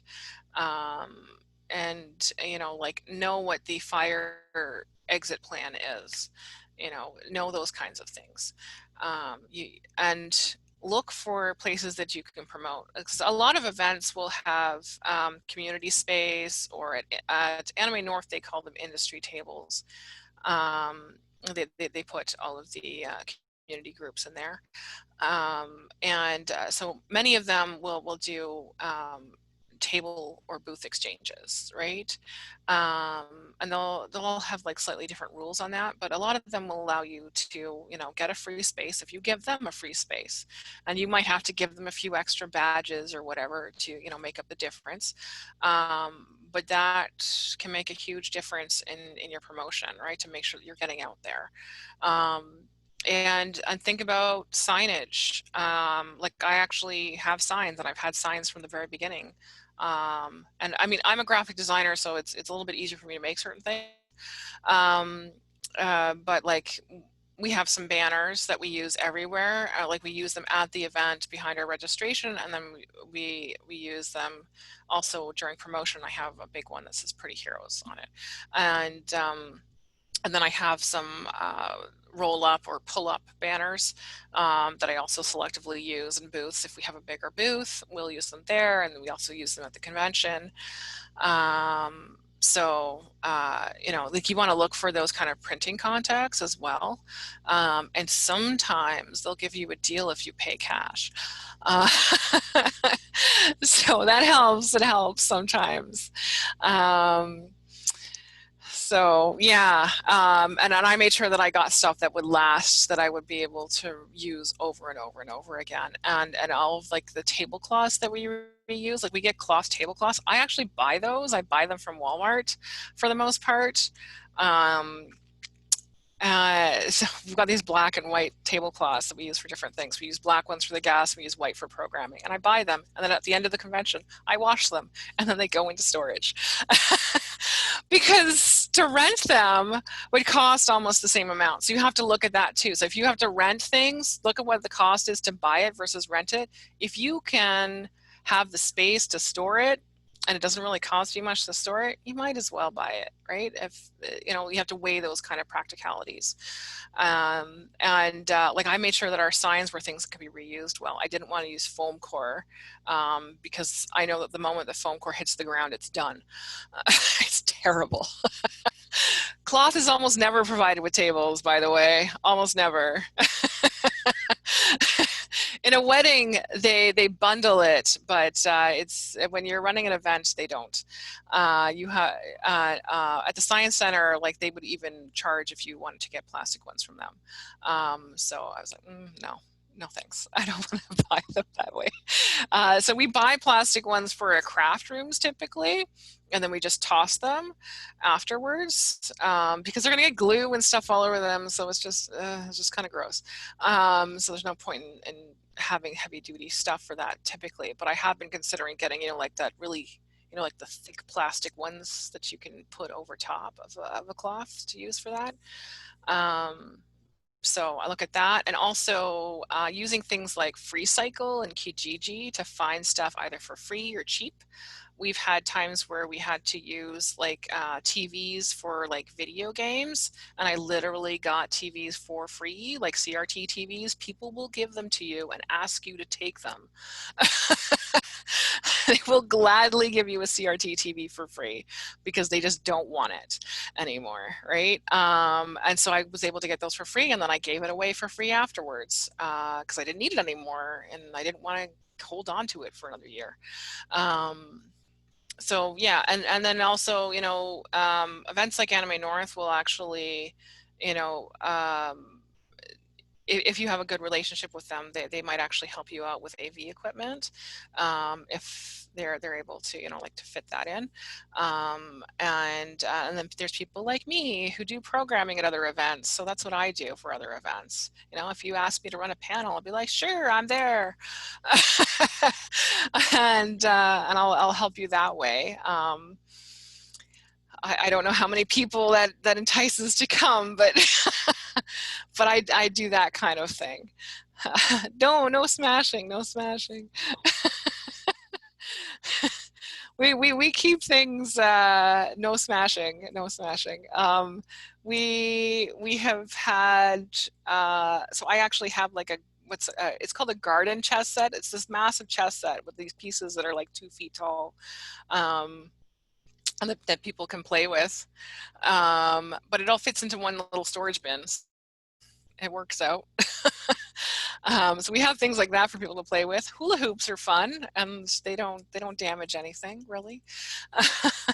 I would love to, you know, be able to have like one of those, you know, like the slip and slides that you can have on the grass, but we don't have the space to put one. But, and I've considered like water balloon fights, but then you have to clean it up afterwards. That's the only thing. So there's lots of different things. There's lots of different moving parts. Be super, super organized. I use a lot of spreadsheets, and then I mean, because I'm a graphic designer, I do certain things, you know, in a professional way, in that way. So like I do my floor plans in Illustrator. I do our final schedule in InDesign. I do a lot of photo editing in Photoshop and making, you know, templates in Photoshop. And then I have people who help me to, you know, drop things into the templates as well. And use stock sites, like, you know, like, oh, I can't tell which direction I'm pointing because my camera's backwards now. So like this is a stock. And I mentioned that, you know, like, oh no, this is this is a stock that I modified. This one was a vector. Yeah, so Pexels and Pixabay are the ones that I really like. They have free stock that you can use for business purposes for free. Make sure that you understand the usage rights, though, for any stock images that you use. And that's it. There's lots of ways that you can bootstrap a convention. Okay, well, that's all the questions for me. Sabrina, was there anything you want to ask? Yeah, so I have a few questions and also some attendee questions. Okay. So you've talked a lot about how you run a convention, the logistics of it. So more about you and Pretty Heroes. So firstly, as a female anime fan, thank you so much for creating this convention and the themes around it. Would you be able to share with us what Pretty Heroes mean and how you came up with the name? Yeah, so when I first had created Toronto Sailor Moon Celebration, I just came up with a name really fast, and I didn't really think about the longevity of it because I wasn't really expecting it to last more than one time. And then after we ran the first event, you know, people were asking for us to run it again, and then we ran the second one, and people asked for us to run it again, and I was like, oh, okay, I guess we're stuck in doing this for a while. And then when I decided, you know, I wanted to expand to showcase more strong female characters and franchises with them, you know, and go beyond Sailor Moon. I wanted it to be something that was going to be broad, that wasn't going to necessarily be magical girl specific, but that we could do anything with it that we wanted. But I also wanted to tie back to Sailor Moon. So, you know, Pretty Soldier Sailor Moon, Pretty Guardian Sailor Moon. So that's where the pretty came from. And it was just a name that I kept coming back to, you know, Pretty Heroes. I was like, that seems like a name that, people can kind of get immediately, that it's, is talking about female heroes. Some people have interpreted pretty as meaning like conventionally attractive, and that's never really the way that I took it. Because I was like, it's a Sailor Moon joke, what? um, but also I think that you can be beautiful in many ways, right? And I think we all are beautiful in many ways, like I think we have to look beyond physical appearance, and I think some of the characters that I like the most, it's not because they look conventionally attractive because of how an artist decided to draw them. It's because there's something beautiful about the essence of that character, like they have a beautiful heart, they have beautiful compassion, there's something more to it. And so I was looking into it deeper, like one of the reasons that I really like Sailor Moon is because she's such a compassionate character. She has such a strong love for everybody, and she sees through bullshit. you know and she doesn't fall for stupid rumors, like she wants to know people for who they are. And I thought that was so amazing to see that kind of character. And you don't see that kind of character a lot, and that was one of the things that I thought was the most beautiful about Sailor Moon, to be honest. Yeah, they got cute little outfits and whatever, and ridiculous hairstyles. but that was what I really found beautiful about it. I mean, those ridiculous pigtails. And yes, I can do that. I have done it before. It takes a little while, but um, but yeah, that's kind of what I was looking at it. So I wanted it to be open, and so yeah, some people don't totally understand where the name comes from. So that's why I tried to have a little bit more of explanation on our website, about what that means, and like what our mission is, and try to kind of bring equality to fandom, and make sure that we're giving representation to a wider variety of characters, and I think that strong female characters can be strong in different ways. So like, as I said, like Sailor Moon is compassionate, and I think that's one of her greatest strengths, is that she's compassionate. And then you have Sailor Jupiter, who is physically strong, right? And she can beat people up, but she also has this complexity to her character where she has her very girly side. She likes the very frilly feminine, stereotypical kind of stuff, but she's also her own person. She has her own definition of what being feminine is, and I thought that was really cool, and that was one of the things that I liked the most about her character. um, so I try to look at it like that, like it can mean what you want it to mean, right? You can interpret it, in whatever way you want to do, and you can decide if somebody is a pretty hero, if you feel that they are. You're all pretty heroes to me. That's a very meaningful name that you've chosen. So since you started this business, do you have a guest you enjoy working with the most? I can't pick a favorite because then the other ones are going to get upset. But I love them all. I love them all. Especially the Sailor Moon cast, that we've had. We've had we've had mostly Sailor Moon people. I mean, Matt Hill was also really cool. Uh, and we've had like some authors. We had a comic book artist one year who I'd love to come back. Like we've had a lot of really cool people, and a lot of people are like, they come there, and if they've never been there before, they're not totally sure what to expect. I try to like give them an idea, and then they come there and they're like, oh my gosh, this is really awesome. I had such a great time. Like I really got to connect with the fans, and it's such a fun environment. It's so positive. Everyone's so nice. So that's the greatest thing for me, is that the guests enjoy being there and that they want to come back. So yeah, those are the ones that I like the most. Yeah. And Nicole, what do fans enjoy most about your convention? I think that people really like that we have variety, that we're a fully fledged convention, you know, that it's not just a dealer room, that we have panels and presentations and video screenings and craft workshops.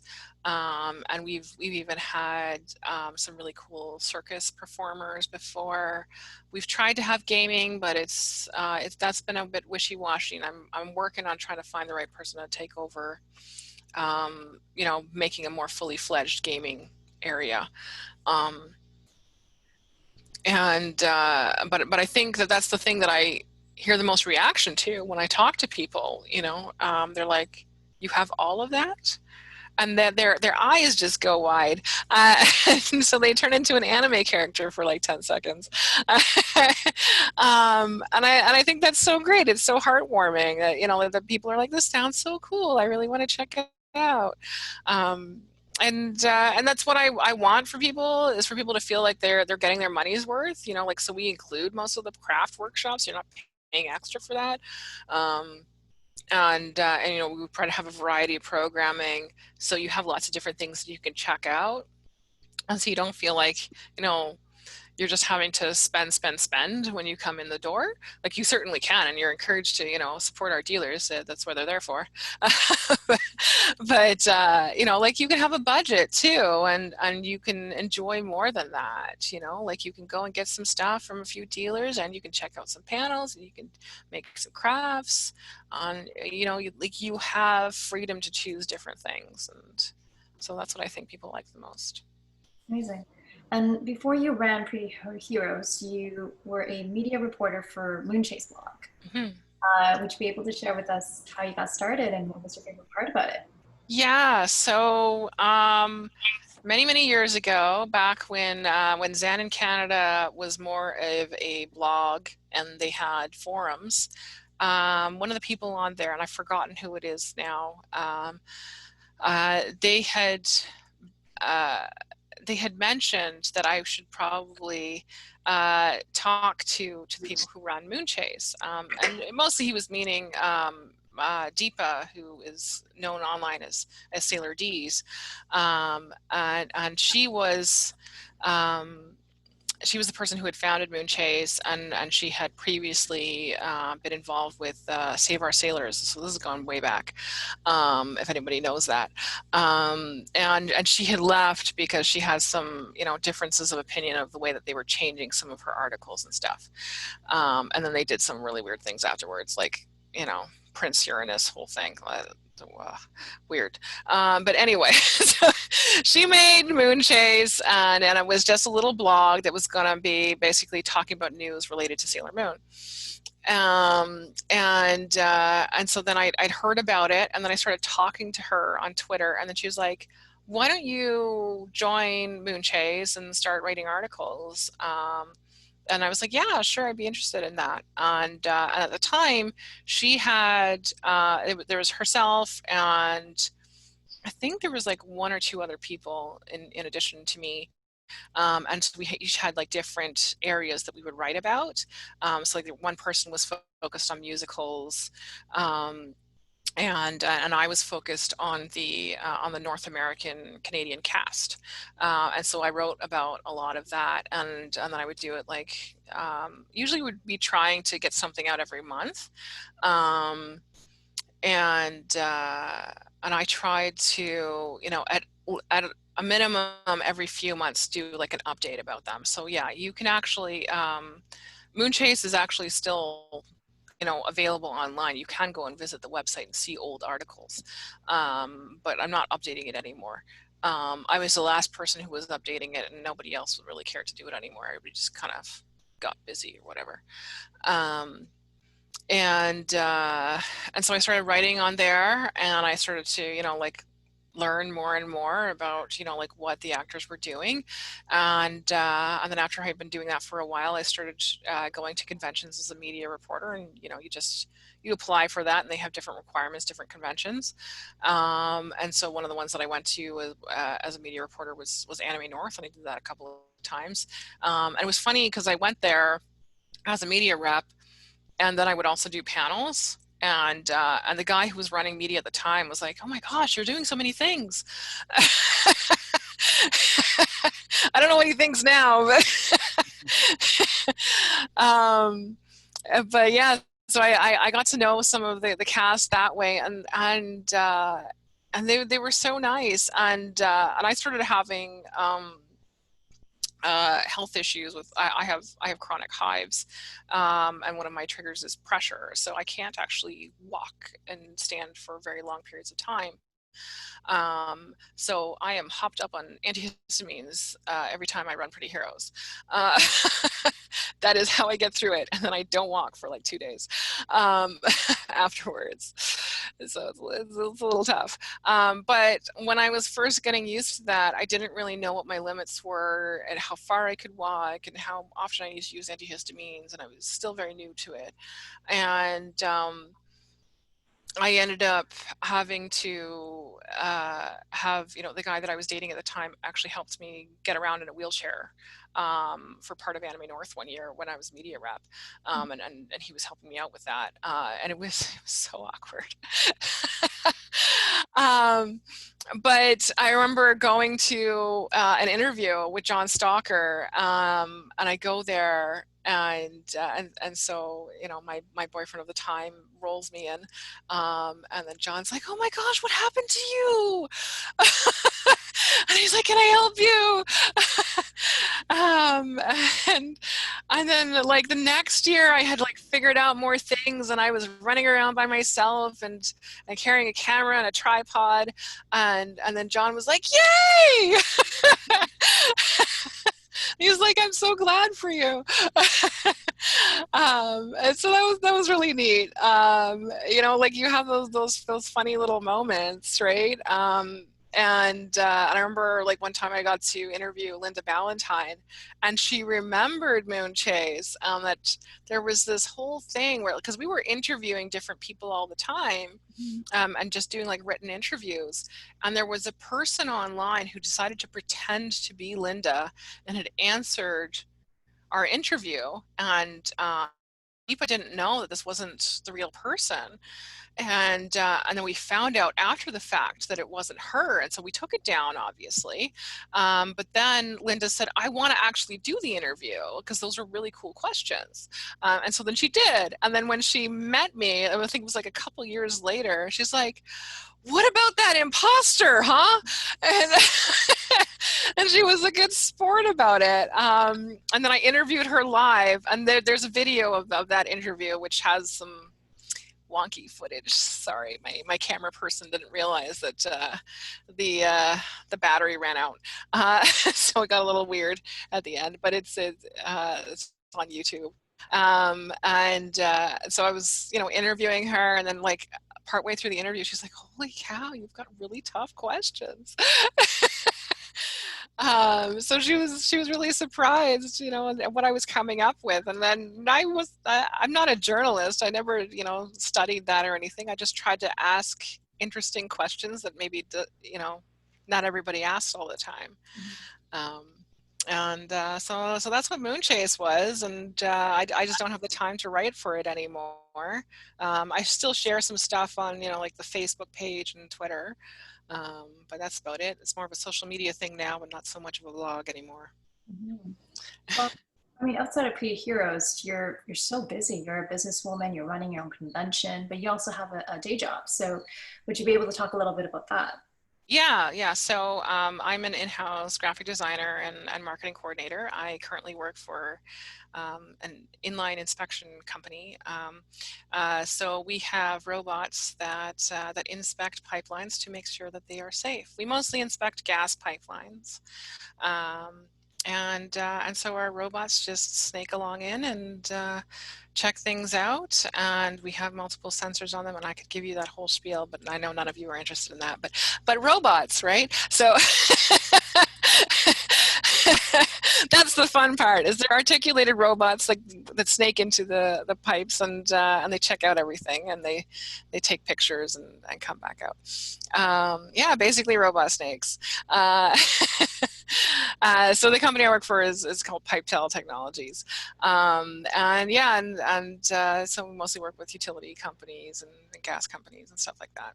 Mhm. And yeah, so I update the website and I make new content on the website. Some of the stuff that's there that you can see, it's, you know, from a design agency that they were using before they hired me.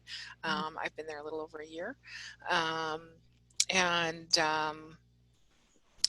but like new stuff is all made by me. So like I've made some, you know, leaflets for the different robots, and I updated the brochure, and I created our new trade show booth, and I go to the trade shows with our team, and it's interesting because it's a very engineering focused company. I've always kind of worked at industrial kind of companies, some manufacturers and stuff, and I tend to jive more with really techie people.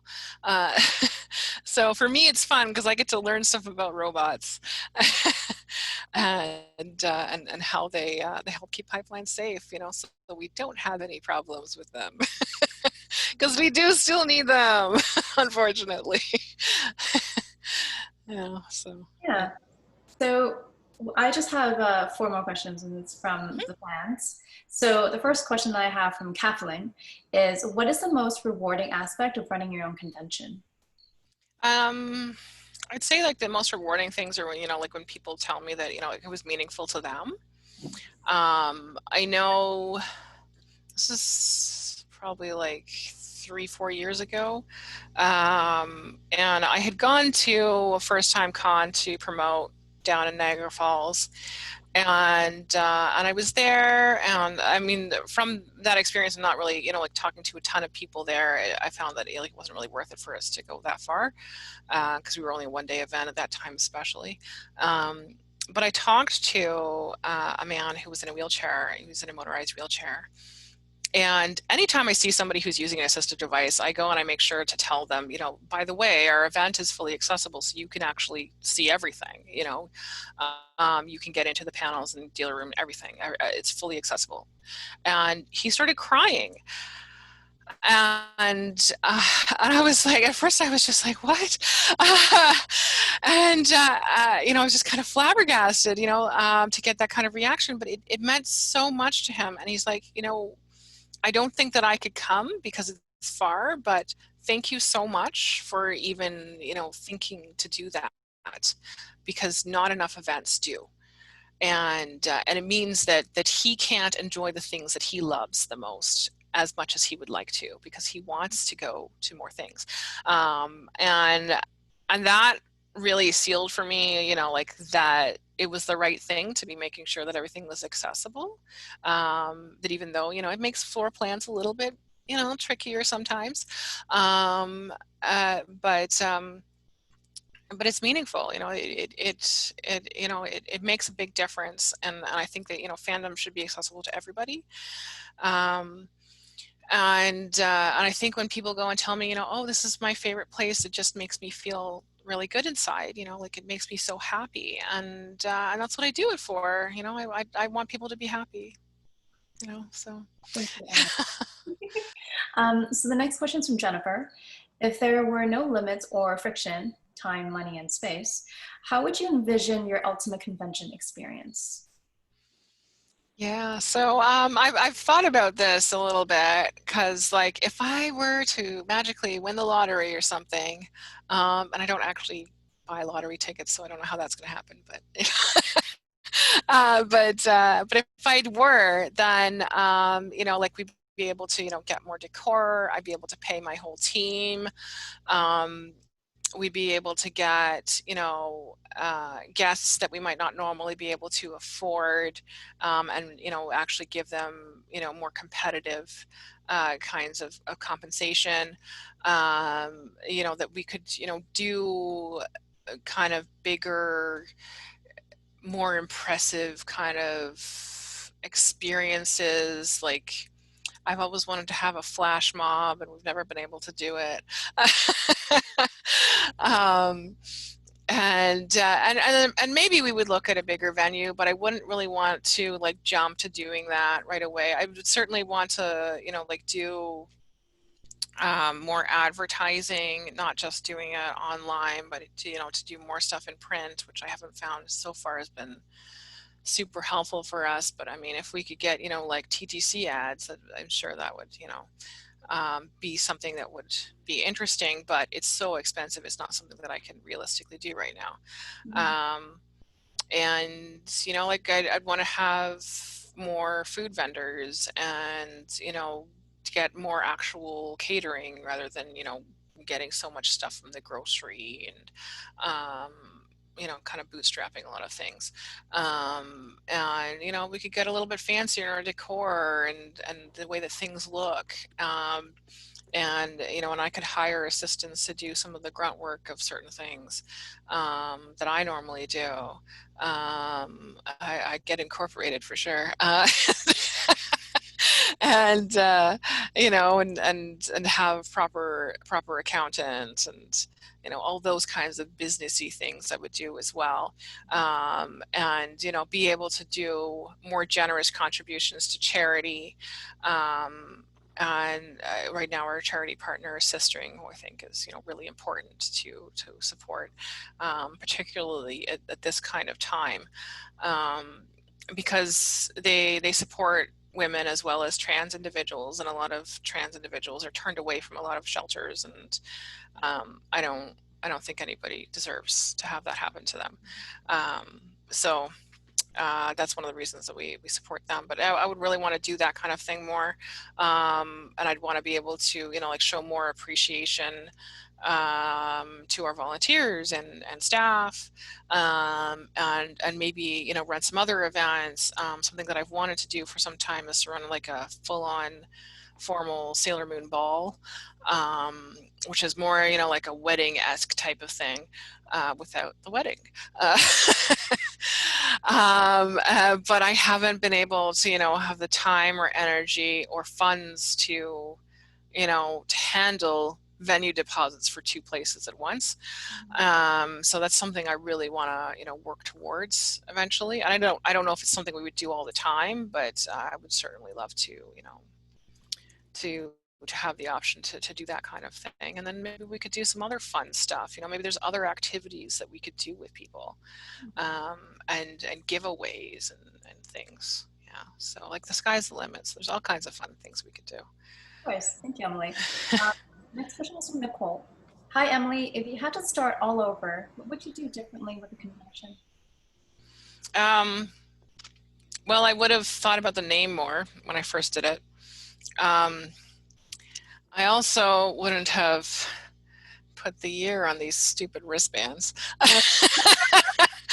That was my first mistake. Don't put the year on anything. Don't put the year on merchandise. It's fine to put a number as long as it's not a year. Because we had like 25th anniversary t-shirts that we did one year, but that was better because it was more of a collector's item and we were able to do them kind of like on demand.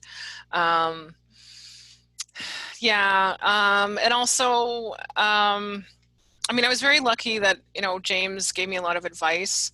And one of the things that he told me early on was to trust myself more. He's like, you know, you have good instincts. You can trust yourself more. You can, you know what you're doing. You have a good idea of what to do. So that's something that I would have tried to do, is trust myself a little bit more. Ask for more help. You know, doing that kind of thing. And also being more assertive about making sure that people had the help they needed in their roles, and that if they needed volunteers to be recruited for their areas, that I actually double checked with them if they needed those, because that was a mistake that I made. And you know, we've learned from that, and we're all, you know, like we're all trying to make sure that we don't let that kind of thing happen again. But you know, I wish I had, you know, thought to take the initiative to do that. because I just expected them to say, and you can't always expect that to actually work out, right? Because especially when you've got people who are so used to just kind of figuring stuff out and just getting the work done, it's very hard for people like that to ask for help sometimes. So those are the kinds of things that I would probably do differently. Well, the first one in particular, I should have given myself more time to plan from the beginning. Uh, it wasn't a realistic timeline at all. We learned from our past. Yeah, because we tried to put it together in like a month, and it was no.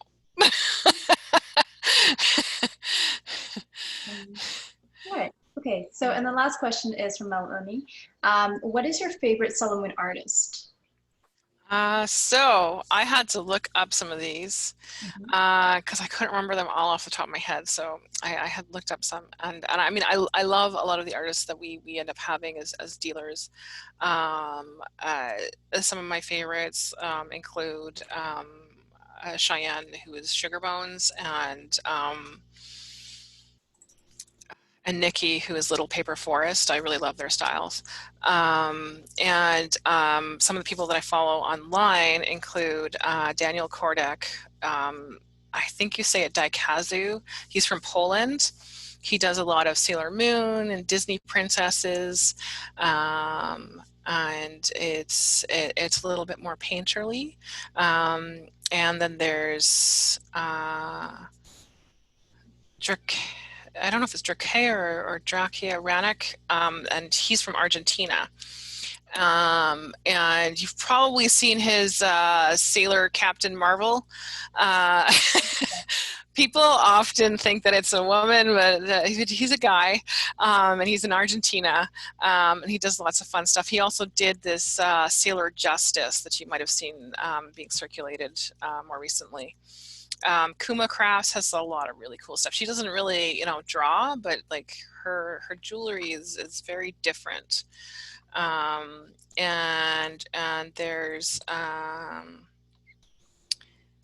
there's Digital Agada, who's from Germany, and they do like 3D renderings.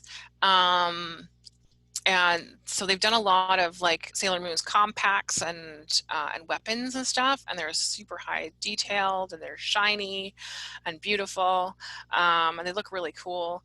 And then there's Hybrida, who's also from Poland, and she does cosplay as well as 3D models. So she's got a lot of different stuff that you can follow her for. And there's of course No Flutter that I think almost everybody has heard of. All the cosplayers know her. She's got really cool stuff. She's down in Florida, so I don't know if we'll ever be able to get her to see her come up to Toronto. And we've also had Sparkle Collective does super adorable pins. So we've had her a couple of times, and now she runs a pin and patch show. And Chrissy Zillow is a professional US comic artist. She doesn't do a lot of Sailor Moon. She mostly does like comic book characters, but she has done Sailor Moon stuff before. Nice. Yeah. So that's a few. There's lots more. I follow lots of artists. I don't follow as closely as I used to. But yeah. All right. Well, that wraps up all the questions that we have. Thank you so much, Emily, for answering, being so candid and being so honest about what you go through as a convention founder. Yeah, thanks so much for inviting me. This is great. I hope everybody had a good time and, enjoyed hearing from the other side. And thank you equally to Martin for asking such great questions about the logistics of running a convention and everything else behind the scenes. Oh, you're welcome. I'm always glad to help. Amazing. So I'm just gonna also share Emily's social media. I got Facebook, Instagram, Twitter, so you guys can give her a like, give her a follow, find updates. So before we wrap up, we do have a prize giveaway. So today the winner will be taking away Spiral Reignited Trilogy. It is the collection of remix of the first 3 games in the Spiral series. So you're going to get Spiral the Dragon, Ripto's Rage, and the Year of the Dragon. This is going to be redeemable on Steam, so I will send you the digital code on Meetup. All right, so the winner is Nicole. Congratulations, Nicole. Nani? So I will message you on Meetup, and I'll send you the digital code. Yeah. Congratulations. So in closing, if you guys enjoyed this panel, we are doing another panel on August 28th, Friday at 7 p.m. The topic of that panel is going to be about how you can spot counterfeit merchandise at fan conventions. And I've brought in 2 very popular convention vendors to talk about that issue because it impacts legitimate retailers when fan conventions have bootleg things. So if you're interested, definitely head over to our Meetup page and take a look at that event and RSVP. And finally, thank you everyone for making time and spending your Wednesday evening with us. I know we went a little bit over our scheduled time, but thank you so much for sticking around. It means a whole lot to us. And I hope you enjoyed, Emily and Martin. Now you know a whole lot more about conventions and how it's being run in the background. Yeah. Yeah. All go forth and be heroes, okay? That's an excellent way to sign off. Thank you so much, Emily. Have a great night, everyone. Take care, and I'll see you around. Bye. Bye.